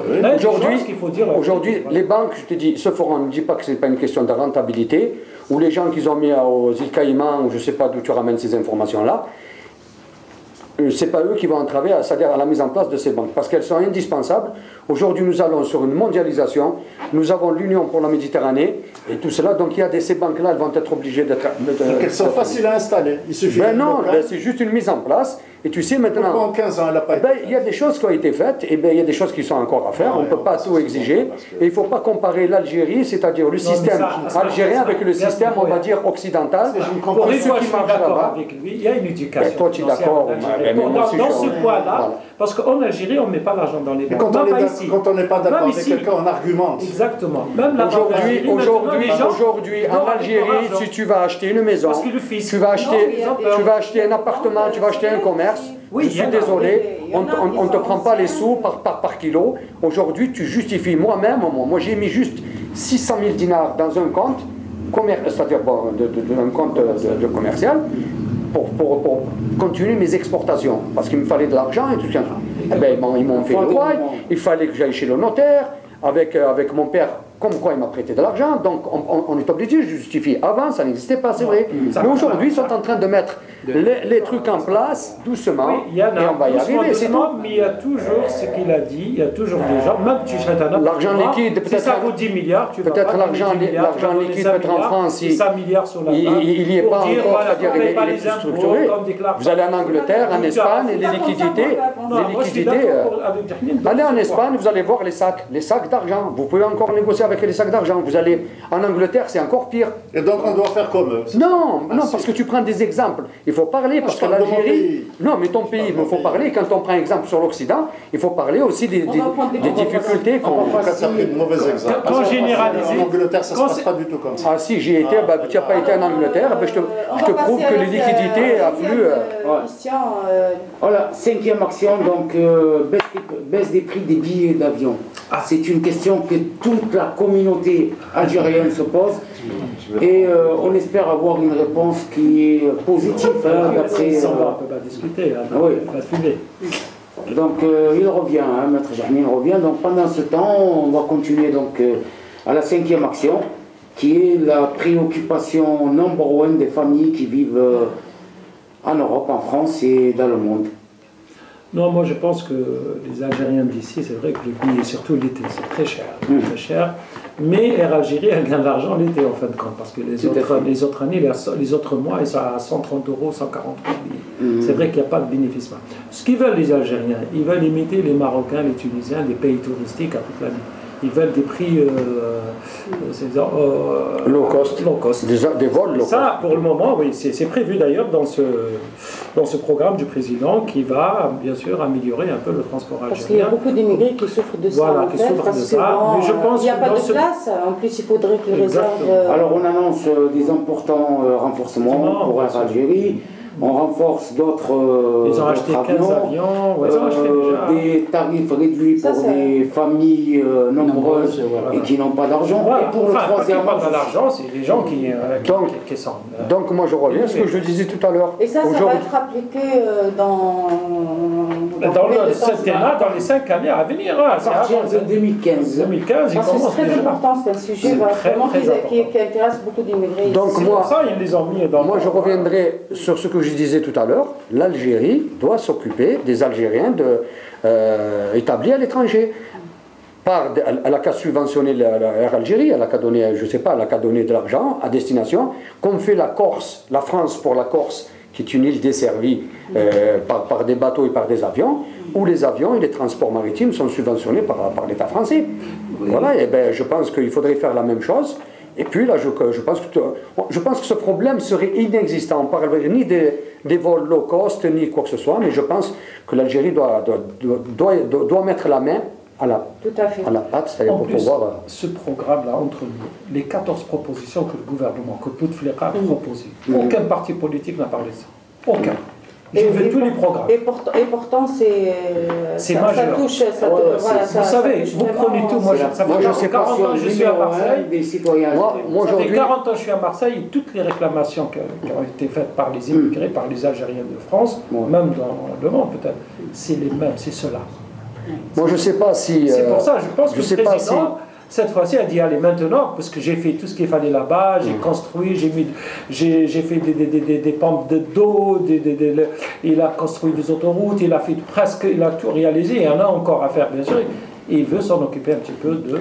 Moi, je ne sais pas si Maître Jahnin est parti ou s'il va revenir. Non, s'il va revenir, parce que il ne faut pas qu'il sache qu'il soit... C'est-à-dire, ne sortons pas du débat. nous avons, c'est-à-dire pour expliquer aux téléspectateurs que nous ne sommes pas contre Maître Saïd Jahnen, c'est surtout pour lui dire, voilà, on pourrait faire un autre débat un autre jour, où il serait le bienvenu, mais là nous devons parler d'un programme, et si à chaque article on doit y rester 2 heures, je pense qu'il nous faudrait 10 jours pour terminer ce reportage, et on ne pourrait pas s'en sortir. Je pense qu'on a parlé. Voilà, avec tout le respect que je dois à Maître Jahnen. Voilà. Alors, pour la 6e action, voilà, donc pour les augmentations de l'offre de transport maritime. De l'offre. Je pense que l'Algérie elle a besoin d'acheter d'autres bateaux. C'est dans le projet. Dans le projet, oui, tout ce qui est marqué ici, c'est un projet de développement. Oui, mais nous, on veut que tout le monde le sache. Voilà, exactement. Ça, c'est un projet. C'est vrai qu'on a beaucoup d'Algériens qui partent l'été en voiture, en famille. Et ça demande beaucoup. J'ai vu, moi, c'est pour ça que les prix flambent l'été. Parce que l'hiver, il n'y a personne qui part en Algérie. Enfin, c'est rare. Surtout, peut-être les 2 fêtes de l'Aïd, etc. Les gens, ils partent en Algérie. Alors, tout est presque complet. Skikda, il n'y a personne. Il y a 1 fois par mois à Skikda. Il y a il n'y a pas de navire là-bas. Je pense que l'État va mettre l'argent dans la main dans la poche pour justement financer quelques bateaux qu'ils vont acheter, je pense, d'ici 2 ans. Ils vont acheter 1 ou 2 bateaux, même 3 peut-être, qui vont alléger un peu le retour en Algérie, les vacances des Algériens. Voilà, donc qui dit aussi augmentation, c'est augmenter le nombre de bateaux qui vont vers l'Algérie. C'est ça, voilà. Ce n'est pas une augmentation tarifaire. Non, ceux qui ont compris l'augmentation tarifaire. Non, c'est voilà, précise bien les choses pour que les gens puissent... C'est les navires. On va acheter quelques 2-3 bateaux, je pense, pour justement s'occuper de ça. Pour faciliter un peu... Parce que vous savez combien de voitures partent en Algérie, c'est presque... Moi, je me permets... Et les tarifs aussi... c'est normal. S'il y a plus de bateaux, il y aura moins de...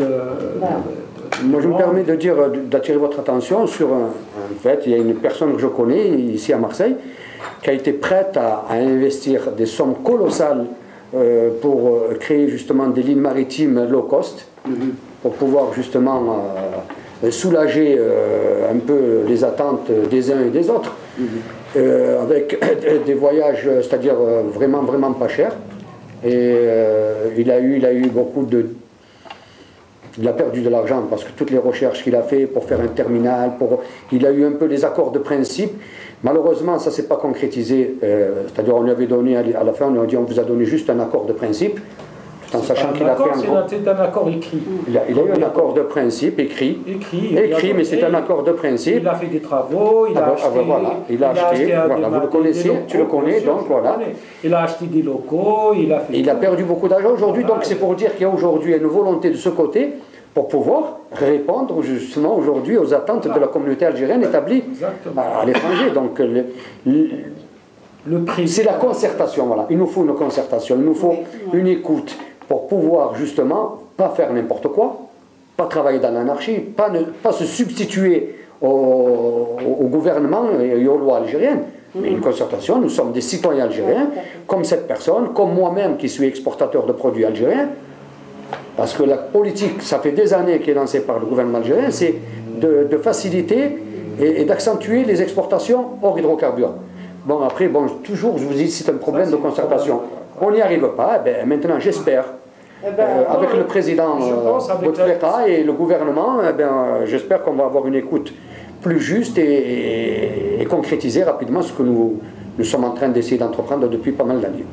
Je voudrais attirer l'attention sur un point très important, l'information, c'est une marchandise qui se vend, qui s'achète. C'est vrai, il y avait un déficit de communication dans les précédentes années, à l'époque. Et moi, ce que je souhaiterais souligner, c'est surtout l'organisation de la société civile, de la communauté algérienne en France. Il faudrait qu'on s'organise, c'est-à-dire essayer de s'organiser, avoir une prise de conscience suffisante et pouvoir s'affirmer, dialoguer, concerter avec l'administration, et de là avancer pour disons, pour mieux prendre en charge le problème. L'Algérie, c'est un pays immense qui a d'énormes potentialités. Il y a eu des insuffisances, des carences. La flotte que ce soit dans la marchandise ou dans le transport de voyageurs, elle doit être diversifiée et multipliée à travers la planète. L'Algérie a de l'argent. Il faudrait que l'Algérien puisse aussi être aussi clairvoyant, lucide pour pouvoir avancer aussi. L'Algérie, elle a fait, l'État algérien a investi de l'argent. Il n'y avait pas eu suffisamment le retour de manivelle. Il faudrait qu'on s'organise, c'est ça. Et parce que l'élément humain, c'est le centre de convergence, le réceptacle d'un développement économique. L'Algérie a investi dans les infrastructures, mais l'humain, l'Algérien est défaillant, il manque d'éducation, il faut le reconnaître. Il n'y a pas une éducation suffisante, il n'y a pas une prise de conscience, et il y a un peu la violence, il y a l'agression de l'Algérien. Mais moi, grosso modo, dans tout ça, l'Algérie avance. Elle avance vers le progrès. On cherche en fait des solutions pour ce problème. Il y a un point sur lequel je souhaite aussi attirer l'attention sur Maître Djahnine. Si mon subconscient a débordé mes pensées, ça ne va pas dire, mais chacun a ses options. Il a une option comme j'ai la nôtre, mais on doit se respecter mutuellement. C'est à travers la critique et l'autocritique qu'on avance. Mais disons que ce n'était pas le débat pour cela, d'accord. Juste pour revenir à la concertation, excusez-moi, juste c'est important. Nous avons, pour répondre à ce que vient de dire monsieur, nous avons essayé de faire, ça fait pas mal d'années, cette réunion, de sensibiliser, de fédérer. Ça fait des années que nous essayons de le faire. Et puis malheureusement, nous avons créé du COPEA, dont tu es au courant, Union des commerçants opérateurs économiques algériens du sud de la France, où nous avons fédéré un peu tous les talents, enfin toutes les capacités, parce qu'il n'y a pas que des talents, il y a des gens qui ont des capacités à aller à répondre aux attentes de l'autre côté en Algérie. Malheureusement, j'ai déjà dit, on a répondu à des appels d'offres nationaux et internationaux, et on n'a jamais eu de réponse.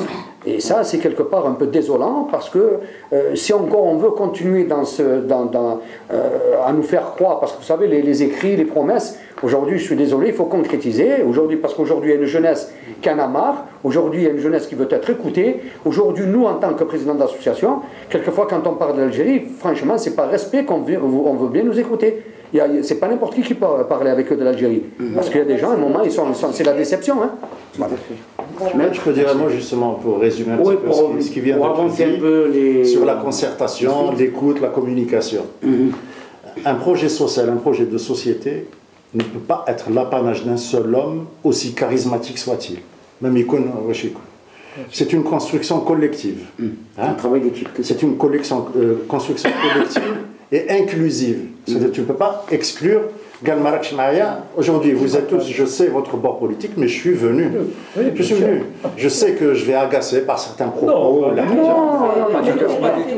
Mais je sais que. Restons dans le débat. Il y a des choses qu'on est d'accord. Je suis en train de résumer. Dans l'ordre du jour, pardon. Je suis en train de vous donner mon état d'esprit. Donc, un projet de société, ça ne peut pas être l'apanage, comme j'ai dit, d'un seul homme, aussi charismatique, aussi fort, aussi influent soit-il.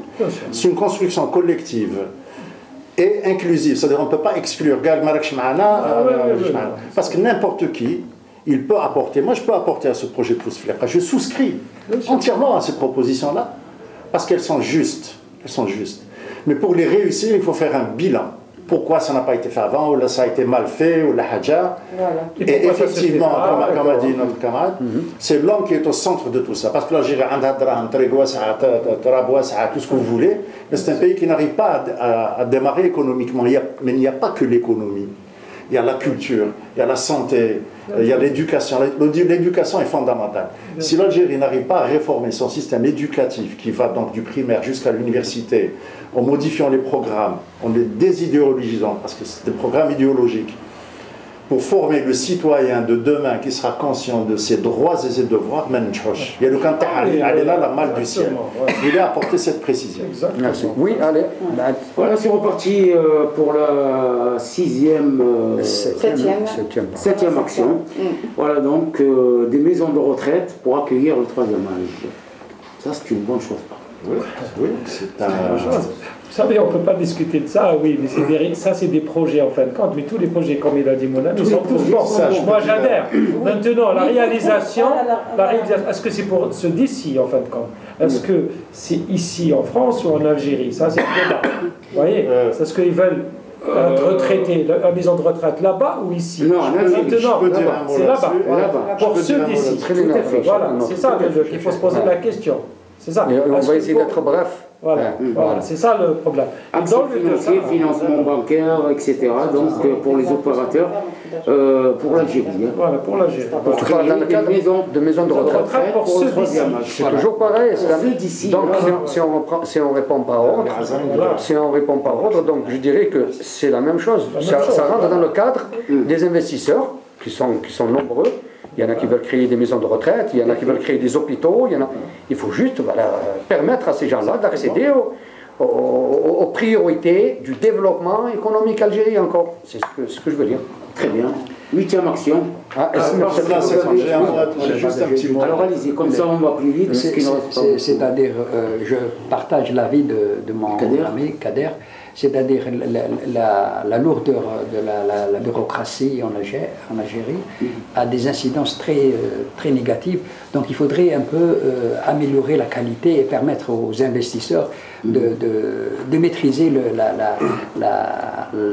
la réalité économique en Algérie, c'est-à-dire avec l'initiative, la performance et dépasser il faudrait il faut imprimer une dynamique de l'investisseur et lui faciliter la réalisation de son projet en Algérie dans tous les domaines. C'est important. L'Algérie, c'est un pays libéral qui a traversé on a traversé le socialisme de la mamelle à l'époque. Donc c'est des anciens souvenirs. Nous devons envisager l'avenir avec optimisme.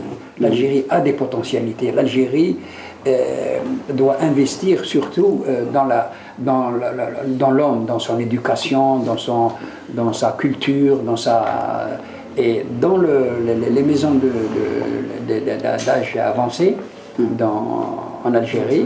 Et il faut permettre aussi aux investisseurs d'accéder, de réaliser, de permettre à l'Algérie, parce que le taux de natalité en Algérie est un taux de natalité de jeunes, et c'est à la dernière décennie que commence la pyramide d'âge commence à s'affirmer. C'est-à-dire la pyramide d'âge, on enregistre, il y a des personnes âgées qui commencent, le taux est très maigre en comparaison avec la vieille Europe, mais il faudrait tout de même d'ores et déjà commencer à investir pour prendre, en vue de prendre d'une manière plus performante les générations, les jeunes, la troisième génération dont j'appartiens. Juste une parenthèse, sur ça, mais je préfère moi en Algérie, chaque décision qui concerne l'immigration ici, je préfère qu'il y aura toujours des représentants d'immigration là-bas, avec le pouvoir de décision là-bas. Parce que sinon, ils ne comprennent pas ce qu'on pense, nous, et qu'est-ce qu'on fait, nous. C'est-à-dire que chaque décision... Ça rentre dans la concertation. Concertation avec nous, c'est-à-dire avec les gens, bien sûr. Il y aura des compétences. Voilà, et ça, c'est important. Parce que sinon, on ne peut pas réaliser... Ils ont mis un ministre délégué de l'immigration, il n'a rien compris. Il est venu, il a vu les mosquées. Il n'y est plus d'ailleurs. Il est venu à un autre pareil, parce qu'il faut quelqu'un d'ici. Brièvement, s'il vous plaît, chacun brièvement. Sur la création de ces maisons de retraite, juste une petite observation. La sociologie des Algériens et la culture des Algériens, dans l'immédiat, même dans le moyen terme, ne permet pas ce type d'investissement. Enfin, elle permet ce type d'investissement, mais ce ne sera pas un investissement rentable. Parce que quelqu'un qui investit, il faut qu'il ait un retour sur investissement. Pourquoi notre sociologie, notre vie familiale en Algérie, en général, les gens, ils prennent en charge, c'est les enfants qui prennent en charge leurs parents. Mais la maison de retraite, dans une maison de retraite. Donc ceux qui vont dans ces établissements qui existent en Algérie, qui existent, c'est vraiment les gens indigents qui n'ont pas de famille, ou alors dans les familles n'ont pas les capacités de s'en occuper. Donc c'est un projet qui est très noble, c'est un projet qui est très noble, mais à mon sens, à court et moyen terme, ما يجيبش الجيريان ما يخليش والديه يروح dans une c'est ce que tu dis toi, mais c'est ce que tu dis toi, mais c'est ce que tu dis toi. Moi, je te dis aujourd'hui, Zahir, où tu vois pas la réalité de ce qui se passe en Algérie. Aujourd'hui, il y a une forte demande. C'est pas des maisons de retraite là que tu vois aujourd'hui. C'est des dépotoirs. Moi, je te parle d'une maison de retraite qui se respecte, avec un soin santé, avec tout ce qu'on suit. Je pense que ça intéresserait beaucoup une clientèle. Et de toute façon, je pense que nous ne sommes pas en position de voir s'il y a une rentabilité. Il y a des gens, il faut leur permettre de faire une prospection, une étude de marché, et c'est à eux de décider, de voir si ça marche ou ça marche pas. C'est tout. Ça existe en Algérie. Est-ce que c'est payant ou c'est gratuit? C'est à la charge de l'État. C'est à la charge de l'État. Non, aujourd'hui, il peut y avoir des maisons de retraite payantes. On va dans la mondialisation. Non, sincèrement. Je veux bien qu'on me porte la contradiction, mais qu'on me donne de l'argumentaire. C'est pas quand on me dit d'argumentation. il faut en Algérie des maisons de retraite dignes de ce nom, pas comme celle d'ici. Non, pas comme celle d'ici. Je tombe de ma chaise. Tu m'as pas compris. Non, je t'ai entendu. Non, je t'ai dit pas comme celles qui existent actuellement en Algérie. Il faut prendre comme celles qui sont ici, c'est-à-dire c'est des 3 étoiles, 4 étoiles, qu'on peut comparer à des résidences et non à des maisons de retraite. En Algérie, il a raison. Mais non, je pense que nous ne sommes pas habilités à donner dans un truc qui nous dépasse. C'est pas notre travail.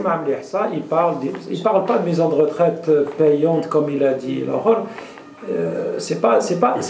Dans ce programme-là, le président il envisage de créer des maisons de retraite pour les personnes âgées qui n'ont pas de famille. C'est pas quelqu'un, ça c'est sûr. Celui qui a une mère, il va pas. Mais elles existent déjà. Elles existent. Non, mais attends, ça c'est gratuit. Ça c'est l'État qui paye. Oui, mais c'est gratuit là-bas aussi. Oui, c'est gratuit. Mais pour les personnes, il n'y en a pas beaucoup. Il veut dire que c'est quelqu'un qui investit, ça ne rapporte pas. Il a raison, ça ne rapporte pas. Mais le gouvernement, il est prêt à faire ça gratuitement. Excusez-moi, oui. Vas-y Hamida. Alors pour les bourses au stage. Pour les jeunes. Pour les jeunes, oui. Oui, ça c'est nouveau. Pour les jeunes. Ça, c'est la jeunesse qui nous intéresse.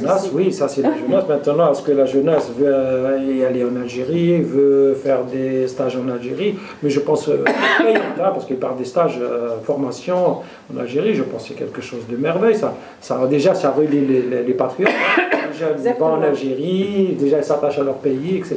C'est très très bien. Hein. Mais d'ailleurs, il y a une autre proposition aussi, les colonies de vacances, etc. C'est comme avant. C'est parmi les propositions du président. Et ça, c'est quelque chose de très encourageant pour les jeunes Algériens.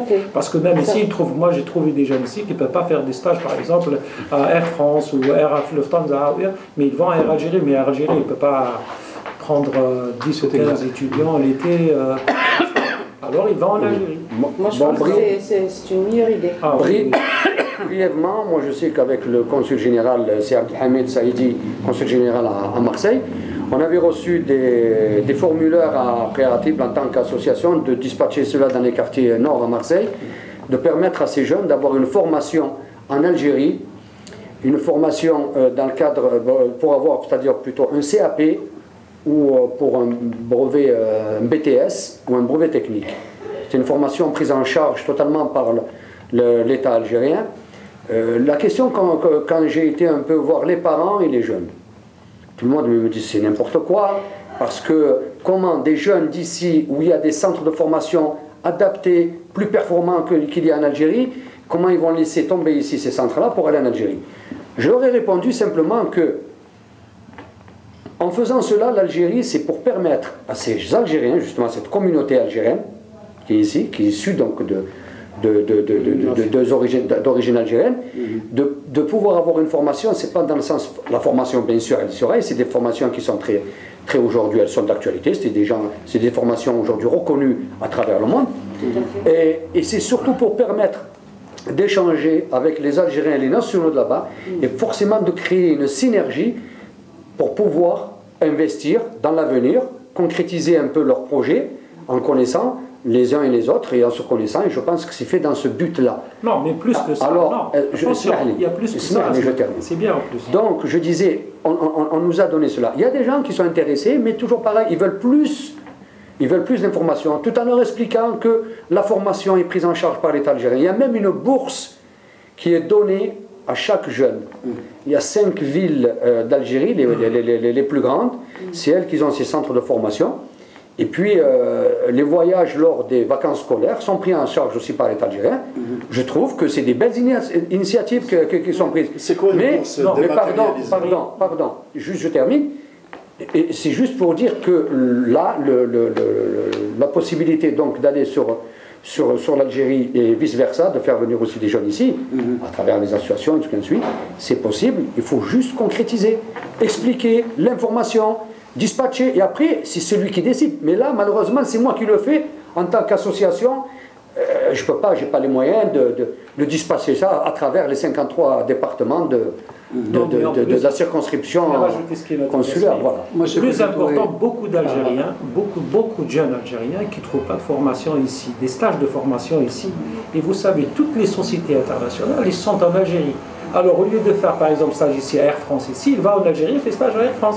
Moi, j'ai des cousins, des jeunes cousins, qui sont là-bas, ils font un stage de comptabilité en Algérie, c'est des sociétés américaines. Vous voyez, c'est plus facile de faire un stage en Algérie, dans une compagnie aérienne européenne ou américaine, qu'ici en France. Impossible ici en France, on ne trouve pas. Mais là-bas, on trouve facilement. Et ça, maintenant... ils font le stage là-bas, ils reviennent travailler ici. Ça permet aussi aux jeunes Algériens ici de... Moi j'en connais 2 jeunes, ils sont là-bas. D'ailleurs j'en ai un, il a fait une comptabilité. Il travaille avec la société où il a fait le stage, la société américaine de comptabilité. Et je vous jure, il gagne 2 fois mieux ici. Mais il gagne 2 fois plus. Une question sur ça. Est-ce que ça va être reconnu après ici non, c'est stage Air France. Il n'y a pas de d'accord, c'est que des stages Air France. Ah oui, par exemple, s'il veut faire un stage Air France, il va là-bas en Algérie. Ici on l'accepte pas, il va en Algérie. Et ça existe maintenant. Les banques, pareil, s'il veut faire la Société Générale ici, il va à la Société Générale là-bas. Et ça facilite les choses, il est chez lui. En plus, il peut travailler là-bas sur place. Et la France a besoin de quelqu'un, un Algérien qui travaille là-bas. S'il n'a pas de famille, ça va être pris en charge par l'État, pour l'hébergement et tout ça. Il faut que ça soit vraiment clair. Ces échanges pour nos jeunes de la communauté, des jeunes Algériens, de la communauté qui effectue dans des stages de perfectionnement, d'adaptation en Algérie. C'est très, très riche, ça va leur permettre de renforcer leur esprit d'analyse et de connaître la réalité de leur pays d'origine. Et ça va...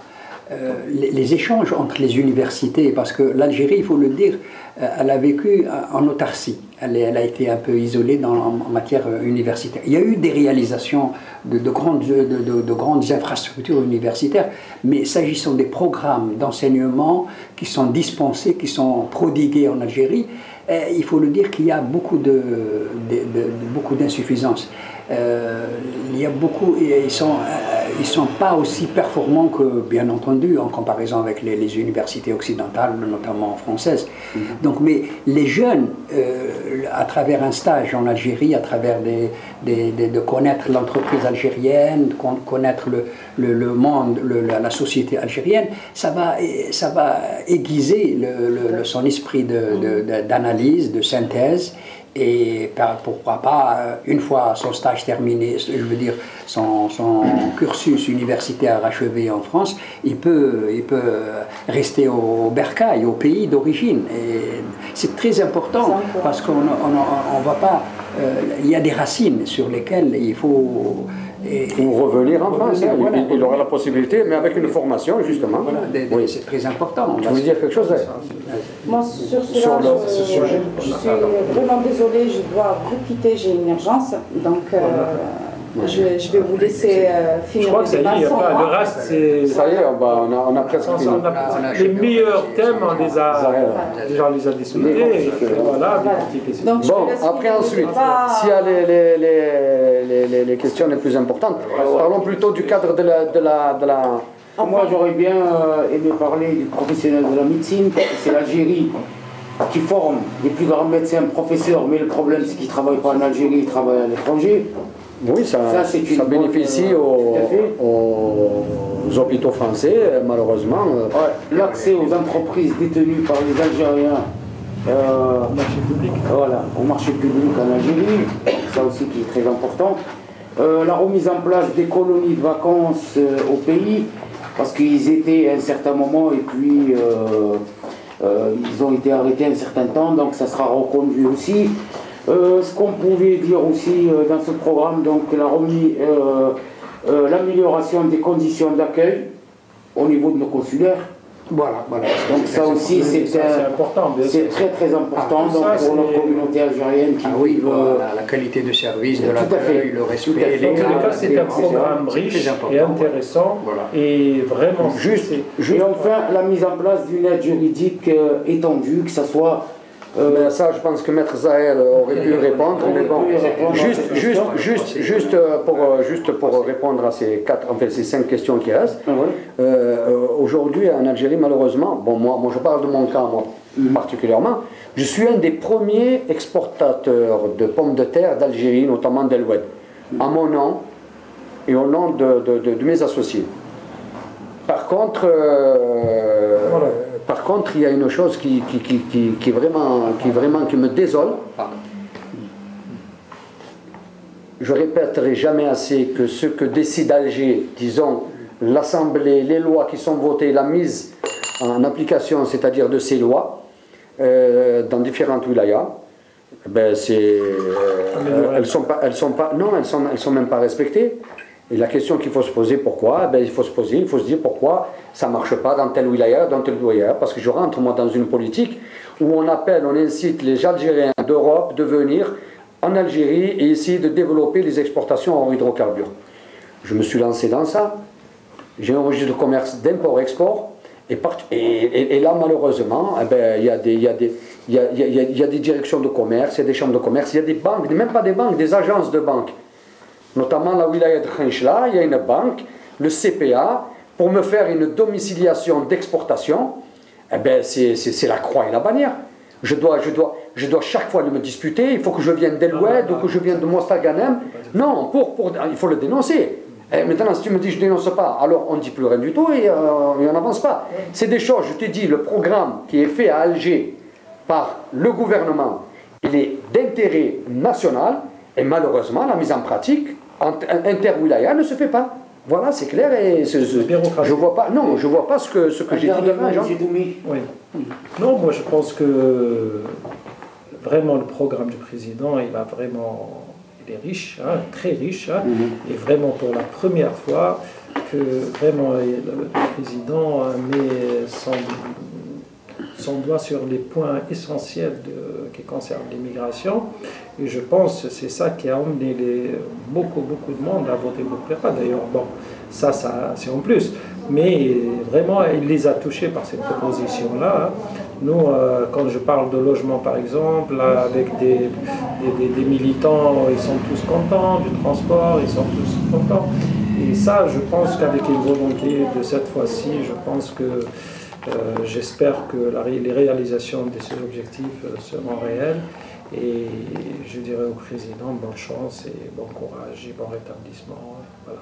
Merci, c'est tout notre président. Juste un dernier mot de dire, moi, le président de la République, Abdelaziz Bouteflika, je pense que d'abord, le suffrage universel le dit, il est aimé, tout le monde Rabbi Jiblo Shfar, Rabbi Khallihouna le plus longtemps possible.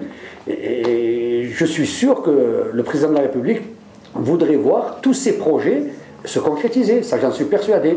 Et nous sommes là pour le servir à lui, à travers les ministères, à travers les associations, à travers les institutions consulaires. Et vive l'Algérie, Tahia el-Jazair, Mehma kant al-Dhorouf.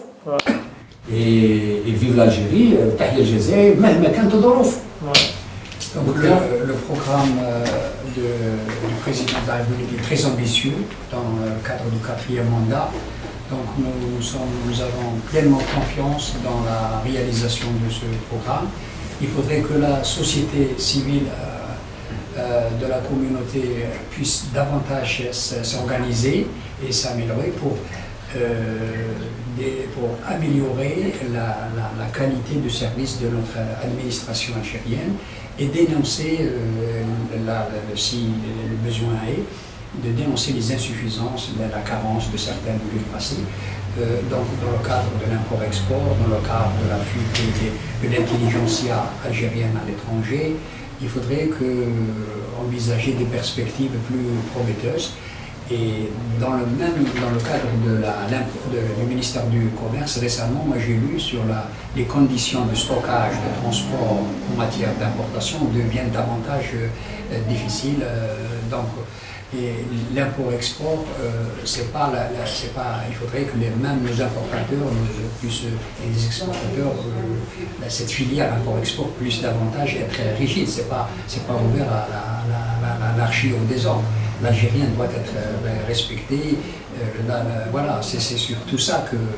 Donc moi j'ai confiance en Bouteflika et je lui souhaite la santé, le rétablissement le plus rapidement possible. Vive l'Algérie et vive le FLN. Merci donc, voilà, c'était le programme des 14 actions prioritaires au profit de la communauté nationale établie à l'étranger. Je vous rappelle les souligner. Donc, en 1, accès au logement public en Algérie. En 2, garantie obsèque, rapatriement au corps. En 3, jeunes compétences, accès aux dispositifs. En 4, ouverture des banques algériennes. En 5, baisse des prix des billets d'avion. En 6, augmentation de l'offre transport maritime, c'est-à-dire plus de bateaux pour notre population, et aussi abaisser les prix au niveau des familles, et y compris en été. En 7, maison de retraite accueil 3e âge en Algérie. En 8, bourse au stage. En 9, professionnels de médecins offre donc d'impact et de compétences. En 10, enseignement et mouvement associatif, très important, on en reparlera très bientôt sur ce sujet. Accès des entreprises détenues par des Algériens au marché public en Algérie, donc c'est en 11. En 12, remise en place des colonies de vacances au pays. En 13, amélioration des conditions d'accueil au niveau du consulaire. Et enfin, en 14, mise en place d'une aide juridique étendue. On y revient. Qui travaille et qui suggère ces